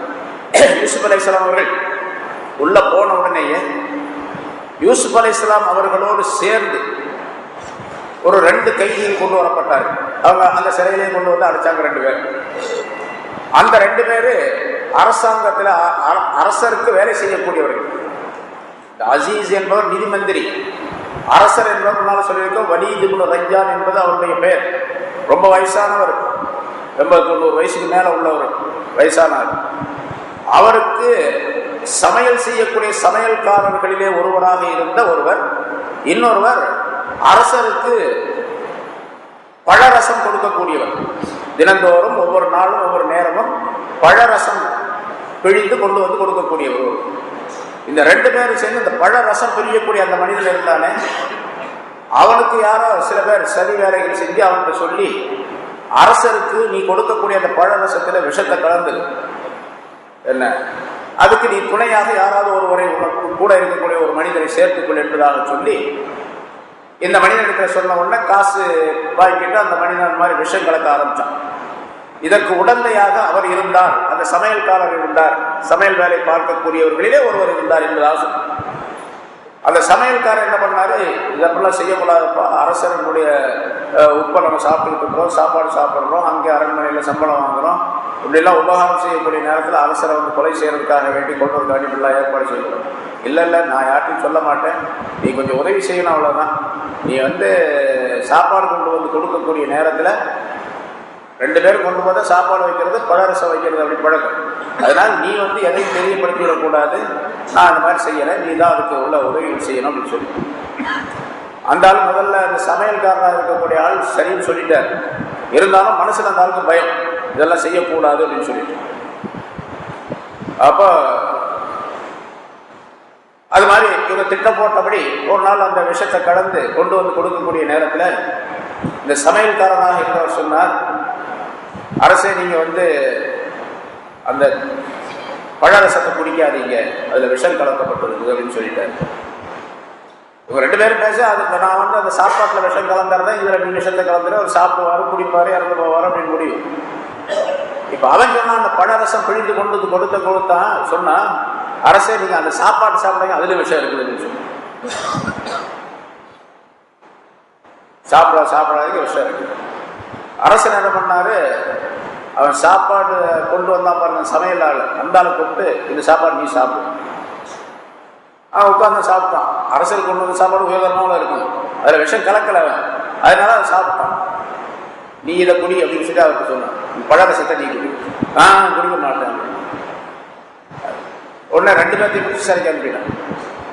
2 பேரும் சரி, நீ உடந்தையா இருந்திருக்கிற, விஷயம் கலக்கல, இருந்தாலும் கூட நீ உடந்தையா இருக்க. அவன் செஞ்சது தெரியும் இல்லையா, முதல்ல சொல்லிருக்கான் இல்லையா, சொல்லலை. ஆனா இப்போ சொல்றக்கூடிய ஒரு சூழ்நிலை, ஒரு நிர்பந்தமான சூழ்நிலை ஏற்பட்டு போச்சு சொன்ன, அதனால நீயும் உடந்தையா இருந்த போ அப்படின்னு சொல்லிட்டு 2 பேர்த்தையும் சிறைக்கணும்.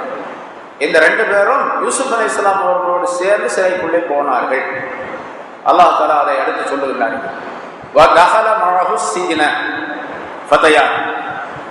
அவருடன் யூசுப் அலைஹிஸ்ஸலாம் அவர்களுடன் 2 வாலிபர்கள் சிறைக்குள்ளே வந்தார்கள்.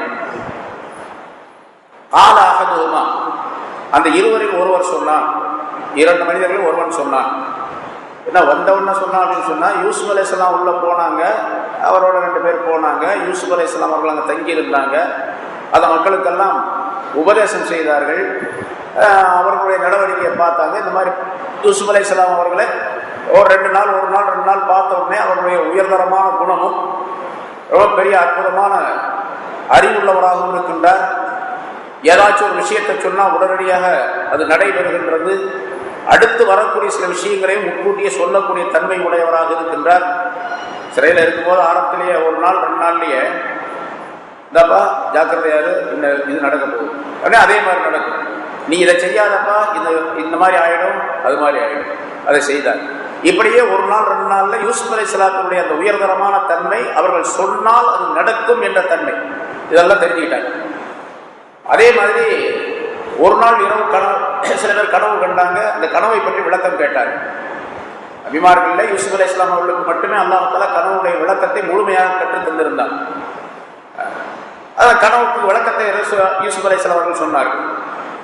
இதை 1 நாள் 2 நாள் பார்த்த உடனேயே 2வது நாள் அல்லது 3வது நாள் அந்த 2 பேர்ல ஒருவர் யூசுப் அலைஹிஸ்ஸலாத்துக்கு சொன்னான் அப்படின்னு அர்த்தம். போன உடனே நுழைஞ்ச உடனே சொன்னான்னு அர்த்தம் அல்ல. நுழைஞ்ச உடனே இவரை பத்தி எப்படி தெரியும், கனவுக்கு விளக்கம் சொல்லுவாருன்னு அப்படின்னு ஒரு கேள்வி வரும். அந்த கேள்விக்கு பதில் தான் இப்ப நம்ம சொன்னது. கால அஹதுமா, அந்த இருவரில் ஒருவன் சொன்னான், இன்னி அரானி ஆசிது ஹம்ரா, நான் மதுவை பிழிந்து தருவதாக கனவு கண்டேன். அரசருக்கு மதுவை பிழிந்து சார் எடுத்து பழரசம் தருவதாக கனவு கண்டேன். வகாலல் ஆஹர், இன்னொருவன் சொன்னான், இன்னி அரானி அஹ்மிலு ஃபௌக ரஸி குப்ஸா, நான் ஒரு தாம்பாளத்தை என்னுடைய தலைக்கு மேலே சுமந்து செல்லுகின்றேன், தலையில் வைத்துக் கொண்டு. அந்த தாம்பாளத்தில் ரொட்டிகள் இருக்கின்றன. ரொட்டி இருக்கக்கூடிய தாம்பாளத்தை சுமந்து செல்லுகின்றேன். தகுக்குழு தயிர் மின்கு, பறவைகள் எல்லாம் பறந்து வந்து அந்த ரொட்டியை கொத்தி கொத்தி சாப்பிட்டு செல்லுகின்றன. இப்படி நான் கனவு கண்டேன். நப்பினா பி தஹ்வீலிஹி, இதனுடைய விளக்கத்தை எங்களுக்கு சொல்லித்தாருங்கள் என்று அந்த இருவரும் கேட்டார். ஒரு அப்படி சொன்னா ஒருத்தர் எப்படி சொன்ன கேட்டார். ஏன் கேட்டா, இன்னா லநராக மினல் முஹ்சினீன், நிச்சயமாக நாங்கள் உண்மை நல்ல உபகாரம் செய்யக்கூடியவர்களில் உள்ளவராக நாங்கள் காணுகின்றோம். அதாவது நன்மைகள் செய்யக்கூடிய ஒரு மனிதர்களில் உள்ளவராக உண்மை காணுகிறோம். எங்களுக்கு நாங்கள் கண்ட இந்த கனவுக்கு ஒரு நல்ல விளக்கம் சொல்லுங்க அப்படின்னு சொல்லி கேட்கிறாங்க. நல்ல மனிதராக இருக்கிறீங்க, இந்த விளக்கம் சொல்லுங்க அப்படின்னு. யூசுப் அலைஹிஸ்ஸலாம் உடனே விளக்கம் சொல்லல. விளக்கம் சொல்லாம வேறு சில விஷயங்களை சொல்லுகின்றார்கள். ஏன்னா இவங்க அப்ப நபியாக ஆக்கப்பட்டு விட்டார்கள். நபியாக நுபுவத் கிடைக்கப்பெற்று விட்டது. அதனால நுபுவத்துடைய அந்த தப்லீகுடைய ரிசாலத்துடைய அந்த தப்லீகை செய்ய வேண்டும். அதனால சொல்றாங்க, கால யூசுப் அலைஹிஸ்ஸலாம் சொன்னாங்க, லா யதீகுமா தஆமுன் துர்ஸகானி இல்லா நபஅத்துகுமா பிதஅவீலி. ஒரு நீங்க கண்ட கனவுக்கு விளக்கம் கேட்கிறீங்கன்ட்ட, கனவுக்கு மட்டும் விளக்கம் அல்ல, நான் எப்படிப்பட்ட தன்மை உள்ளவன் என்று சொன்னால் அல்லாஹ் தஆலா கொடுத்த நியாமத்தை சொல்லி காட்டுகின்றார்கள். நான் எப்படிப்பட்ட தன்மை உள்ளவன் என்றால், உங்கள் இருவருக்கும் கொடுக்கப்படக்கூடிய உணவு உங்களிடத்தில் வந்து சேரும் பொழுது, வந்து சேர்வதற்கு முன்னால் அதை பற்றி அதனுடைய விளக்கத்தை உங்களுக்கு நான் சொல்லாமல் இருக்க மாட்டேன். அதாவது நான் உங்களுக்கு என்னென்ன உணவுகள் அடுத்து அடுத்து கிடைக்கும், அடுத்த நேரத்தில் உங்களுக்கு என்ன உணவு கிடைக்கும் என்பதை இப்பொழுதே நான் சொல்லிவிடுவேன். நீங்கள் இருவரும் கொடுக்கப்படக்கூடிய உணவு உங்களுக்கு வருவது கிடையாது. இல்லா நபாத்துக்குமா, உங்கள் இருவருக்கும் அதை பற்றி நான் சொல்லியே தவிர, வித்தகவீலி அதனுடைய விளக்கத்தை சொல்லியே தவிர, என்ன உணவு அடுத்த நேரம் காலையில் சாப்பாடு வந்துச்சுன்னு வச்சுங்க, சாயந்தரம் உங்களுக்கு என்ன சாப்பாடு வரும், என்னென்ன கொண்டு வந்து கொடுப்பாங்க, என்னென்ன சாப்பிடுவீங்க என்ற விவரத்தை எல்லாம் நான் சொல்லாமல் உங்களுக்கு எந்த ரிஸ்க்கும் வராது, எந்த உணவும் வராது. உணவுடைய விளக்கத்தையும் நான் சொல்லுவேன். கபல அங்கேக்குமா, அந்த உணவுகள் உணவு உங்களுக்கு வருவதற்கு முன்னதாகவே நான் உங்களுக்கு சொல்லி விடுவேன். இது எப்படி எனக்கு தெரியும் கேட்கிறீங்களா? தாலிக்குமா மிம்மா அல்லமணி ரப்பி, இவை என்னுடைய ரப்பு எனக்கு கற்றுக் கொடுத்தது. என்னுடைய ரப்பு எனக்கு கற்றுக் கொடுத்திருக்கின்றான். எது மறைமுகமாக இருக்கின்றதோ அதை தெரியக்கூடிய ஆற்றலை அல்லாஹ் தஆலா எனக்கு தந்திருக்கான். அதனால் மறைவானவற்றை அறிந்து கொண்டார் அப்படிங்கிற அர்த்தம் முன்னால் நிறைய விளக்கம் சொல்லியிருக்கிறோம். இல்முல் கைப் என்பது அல்லாஹ் தஆலாவுக்கே சொன்னோம். அல்லாஹ் சொல்லிக் கொடுத்தான் இவர் சொல்லுகின்றார் அப்படிங்கிற அர்த்தம். எல்லா நபிமார்களும் படித்தா, ரசூலுல்லாஹி ஸல்லல்லாஹு அலைஹி வஸல்லம் அவர்களும் படித்தார். எத்தனை விஷயங்களை, எத்தனை லட்சக்கணக்கான விஷயங்களை ரசூலுல்லாஹி ஸல்லல்லாஹு அலைஹி வஸல்லம் சொல்லி இருக்கிறார். அது பூரா அல்லாஹ் சொல்லிக் கொடுத்து ஸல்லல்லாஹு அலைஹி வஸல்லம் சொன்னார். தாலிகுமா மிம்மா அல்லமனி ரப்பி, என்னுடைய ரப்பு எனக்கு கற்றுக் கொடுத்தவற்றில் உள்ளதாகும் என்று சொல்லிவிட்டு மார்க்கத்தை பற்றி, தீனை பற்றி எத்தி வைக்கின்றார்கள். முதலாவதாக அவங்க கேட்ட கனவுக்கு விளக்கத்தை பின்னால்தான் சொல்றாங்க. இந்த நேரம் நல்ல சந்தர்ப்பம், அவர்களுக்கு உபதேசம் செய்வதற்குரிய வாய்ப்பு கிடைத்திருக்கின்றது என்பதற்காக இந்த உபதேசத்தை தொடர்கின்றார்கள். இன்னி தரத்து மில்லத கௌமின் லா யுமினூன பில்லாஹி வ ஹும் பில் ஆখিরাতি ஹும் காஃபிரூன், நான் ஒரு கூட்டத்தாருடைய மார்க்கத்தை நான் விட்டுவிட்டேன்.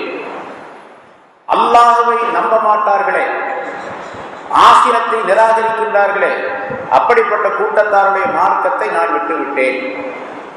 அதாவது என்னுடைய மார்க்கம் அல்லாஹ்வை நம்பாதவர்களுடைய மார்க்கம் அல்ல. அதே மாதிரி ஆகிரத்தை மறுக்கின்றார்களே, அவர்களுடைய மார்க்கமும் அல்ல. யாருடைய மார்க்கமாக இருக்கிறது? வத்தபஅத்து மில்லத ஆபாயி இப்ராஹீம் வ இஸ்ஹாக் வ யாக்கூப், என்னுடைய மூதாதையர்களான இப்ராஹிம் அலைஹிஸ்ஸலாம், இஸ்ஹாக் அலைஹிஸ்ஸலாம், யாக்கூப் அலைஹிஸ்ஸலாம். யாக்கூப் அலைஹிஸ்ஸலாம் அவர்கள் தந்தை, அவருடைய தந்தை இஸ்ஹாக், அவருடைய தகப்பனார் இப்ராஹிம் அலைஹிஸ்ஸலாம். மார்க்கம் இப்ராஹிம் அலைஹிஸ்ஸலாம் அவர்களுடைய மில்லத் இப்ராஹிம். இப்ராஹிம் அலைஹிஸ்ஸலாம், இஸ்ஹாக் அலைஹிஸ்ஸலாம், யாக்கூப் அலைஹிஸ்ஸலாம் போன்றவர்கள் எந்த மார்க்கத்திலே இருந்தார்களோ அந்த மார்க்கம், அது என்னுடைய தந்தையினுடைய மார்க்கம், என்னுடைய மூதாதையுடைய மார்க்கம், அதைத்தான் நான் பின்பற்றுகின்றேன். வத்தபஅத்து மில்லத ஆபா, என்னுடைய மூதாதையுடைய மார்க்கத்தை நான் பின்பற்றியுள்ளேன். அந்த மூதாதையர்கள் இப்ராஹிம், இஸ்ஹாக், யாக்கூப் ஆகியோர். மா கான லனா அன் நுஷ்ரிக பில்லாஹி மின் ஷை, அல்லாஹுக்கு எந்த பொருளையும் இணை வைப்பது எங்களுக்கு தகுதியே கிடையாது. எனக்கு மட்டுமல்ல, என்னுடைய மூதாதையர்களான அந்த நபிமார்களுக்கும் தகுதி கிடையாது. யாருமே இணை வைக்கவில்லை, அல்லாஹுக்கு நானும் இணை வைக்க மாட்டேன். அந்த கருத்தை இப்படி சொல்லுகின்றார்கள். மாக்கானலனா, எங்களுக்கு தகுதியே கிடையாது. அன் முஷ்ரிக பில்லாஹ் மின் ஷை, அல்லாஹுக்கு எந்த பொருளையும் இணை வைப்பது எங்களுக்கு எந்த விதமான தகுதியும் இல்லை. அல்லாஹுக்கு இணை வைக்காமல் ஒரு மார்க்கத்தை தேர்ந்தெடுத்து அல்லாஹ் எங்களுக்கு கொடுத்த அந்த மார்க்கத்திலே நாங்கள் இருப்பது இருக்கின்றதே, இது அல்லாஹுடைய மிகப்பெரிய கருணை. இது அல்லாஹ் தஆலா எங்களின் மீது செய்த கருணையாகும். அல்லாஹுடைய மார்க்கத்திலே, இஸ்லாத்திலே ஒரு மனிதன் இருக்கின்றார் என்று சொன்னால் நானாக விரும்பி இந்த மார்க்கத்திலே இருக்கவில்லை, அல்லாஹ் தஆலாவுடைய மிகப்பெரிய கருணையின் காரணமாக நான் இந்த மார்க்கத்திலே இருந்து கொண்டிருக்கின்றேன். பொதுவாக எல்லாரும் அப்படிதான், நானும் நீங்களும் மற்றவர்களும் இஸ்லாத்தில் யார் இருக்கின்றார்களோ அவர்கள் எல்லாம் அல்லாஹ் தஆலாவுடைய மிகப்பெரிய ஃபஸ்ல், அல்லாஹுடைய கருணையின் காரணமாக இந்த மார்க்கத்தில் நிலைத்து இருக்கின்றோம். அல்லாஹுடைய கருணை இல்லை என்று சொன்னால் எத்தனையோ பேரை பார்க்கிறோம், பேருக்கு முஸ்லிம் என்பதாக இருப்பார்கள், ஆனால் காஃபிர்களுடைய எல்லா செயல்களும் செய்வார்கள், ஷிர்க்குடைய எல்லா காரியங்களையும் செய்வார்கள். இப்போ அல்லாஹ் தஆலாவுடைய ஃபஸ்ல் அவர்கள் மீது கிடையாது என்பதாக அர்த்தமா?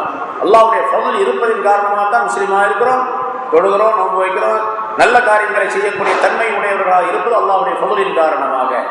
இதனுடைய விளக்கம் என்னவென்றால், அல்லாஹுவை சதா நேரம் நினைந்து கொண்டே இருக்க வேண்டும், அல்லாஹுவை பற்றியுள்ள ஜிக்ர் எப்பொழுதுமே இருந்து கொண்டிருக்க வேண்டும், அல்லாஹ்விடத்தில் எப்பொழுதுமே கேட்டுக்கொண்டிருக்க வேண்டும், அல்லாஹுக்கு எப்பொழுதுமே ஷுக்ர் செய்து கொண்டே இருக்க வேண்டும் என்பது அதனுடைய விளக்கமாகும். எங்களின் மீது மட்டுமல்ல, மற்ற மனிதர்கள் மீது யார் யாரெல்லாம் இஸ்லாத்தின் மீது இருக்கின்றார்களோ அவர்களுக்கெல்லாம் அல்லாஹ் தஆலாவுடைய கருணை ஏற்பட்டு இருக்கின்றது என்று அர்த்தம். இது அல்லாஹ் தஆலா எங்களின் மீதும் மற்ற மனிதர்கள் மீதும் செய்த கருணையாகும். வலாக்கின் அக்ஸரன் நாஸி லா யஷ்குரூன், எனினும் பெரும்பாலான மனிதர்கள் நன்றி செலுத்துவதே இல்லை. இப்படி ஒரு மார்க்கம் கொடுக்கப்பட்டிருக்கின்றதே, இந்த மார்க்கத்திலே நாம் இருப்பதற்காக வேண்டி சுக்ரியா செய்ய வேண்டுமே என்ற எண்ணம் அவர்களுக்கு வருவதே கிடையாது. சுக்ரியா செய்வது, நன்றி செலுத்துவது அப்படின்னு சொல்றது முன்னால் நிறைய பல தடவை சொல்லப்பட்டிருக்குது. எண்ணத்தால், சொல்லால், செயலால், 3 நிலைகளிலே சுக்ர் என்பது வர வேண்டும். மனதிலே சுக்ர் இருக்க வேண்டும், நன்றி எண்ணம் முழுமையாக இருக்க, நன்றி செய்யக்கூடிய எண்ணம் இருக்க வேண்டும். பிறகு சொல்லின் மூலமாக சுக்ர் செய்ய வேண்டும், அல்ஹம்துலில்லாஹ் என்று சொல்ல வேண்டும், சுப்ஹானல்லாஹ் சொல்ல வேண்டும். எந்தெந்த விஷயங்களை ரசூலுல்லாஹி ஸல்லல்லாஹு அலைஹி வஸல்லம் சொல்லி இருக்கின்றார்களோ அவற்றை எல்லாம் சொல்ல வேண்டும். ஒரு நியாமத்து கிடைத்தது, ஒருவர் சாப்பிடுகின்றார், பிஸ்மில்லாஹ் என்று ஆரம்பிக்க வேண்டும். சாப்பிட்டு முடித்தால் அல்ஹம்துலில்லாஹ் என்று சொல்ல வேண்டும். இப்ப அந்த சாப்பாட்டுக்குள்ள சுக்ரியா ஏற்பட்டு விட்டது. குடிக்கின்றார், பிஸ்மில்லாஹ் சொல்ல வேண்டும், கடைசியிலே அல்ஹம்துலில்லாஹ் சொல்ல வேண்டும். அல்லது ஒரு புத்தாடை அணிகின்றார், அந்த புத்தாடை அணிவதற்குரிய துஆவை ஓத வேண்டும்.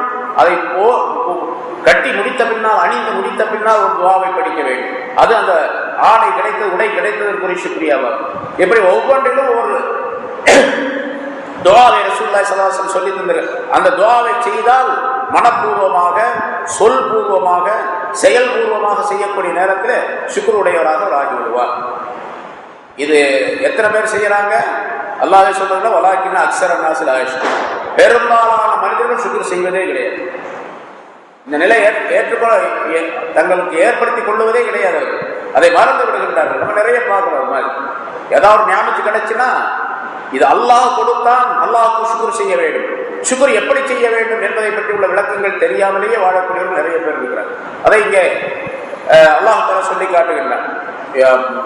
நபி யூசுப் அலைஹிஸ்ஸலாம் அவர்கள் அந்த சிறைச்சாலையிலே சொல்லி காட்டுகின்றார்கள், அந்த சிறையிலே உள்ளவர்களுக்கு சொல்லி காட்டுகின்றார்கள், நாங்கள் இணை வைப்பது எங்களுக்கு தகுதி அல்ல. நபிமார்களுடைய கூட்டம், நபிமார்களுடைய குடும்பத்தினர் யாரும் நாங்கள் இணை வைக்க மாட்டோம். இணை வைக்காமல் அல்லாஹ் தஆலா கொடுத்திருக்கக்கூடிய ஒரு இந்த மார்க்கம் அல்லாஹ்வுடைய ஃபஸ்ல், கருணை சேர்ந்தது. இதே மாதிரி எந்தெந்த மனிதர்களுக்கு இந்த மார்க்கம் கொடுக்கப்பட்டதோ அவர்கள் எல்லாம் பாக்கியம் பெற்றவர்கள். ஆனாலும் இந்த மார்க்கத்தை பெற்றுக்கொண்டவர்களே பலர் நன்றி செலுத்தாமலேயே இருக்கின்றார்கள் என்ற கருத்தை யூசுப் அலைஹிஸ்ஸலாம் அவர்கள் சிறைவாசிகளுக்கு சொல்லி காட்டினார்கள் என்பதாக அல்லாஹ் தஆலா குறிப்பிடுகிறார்.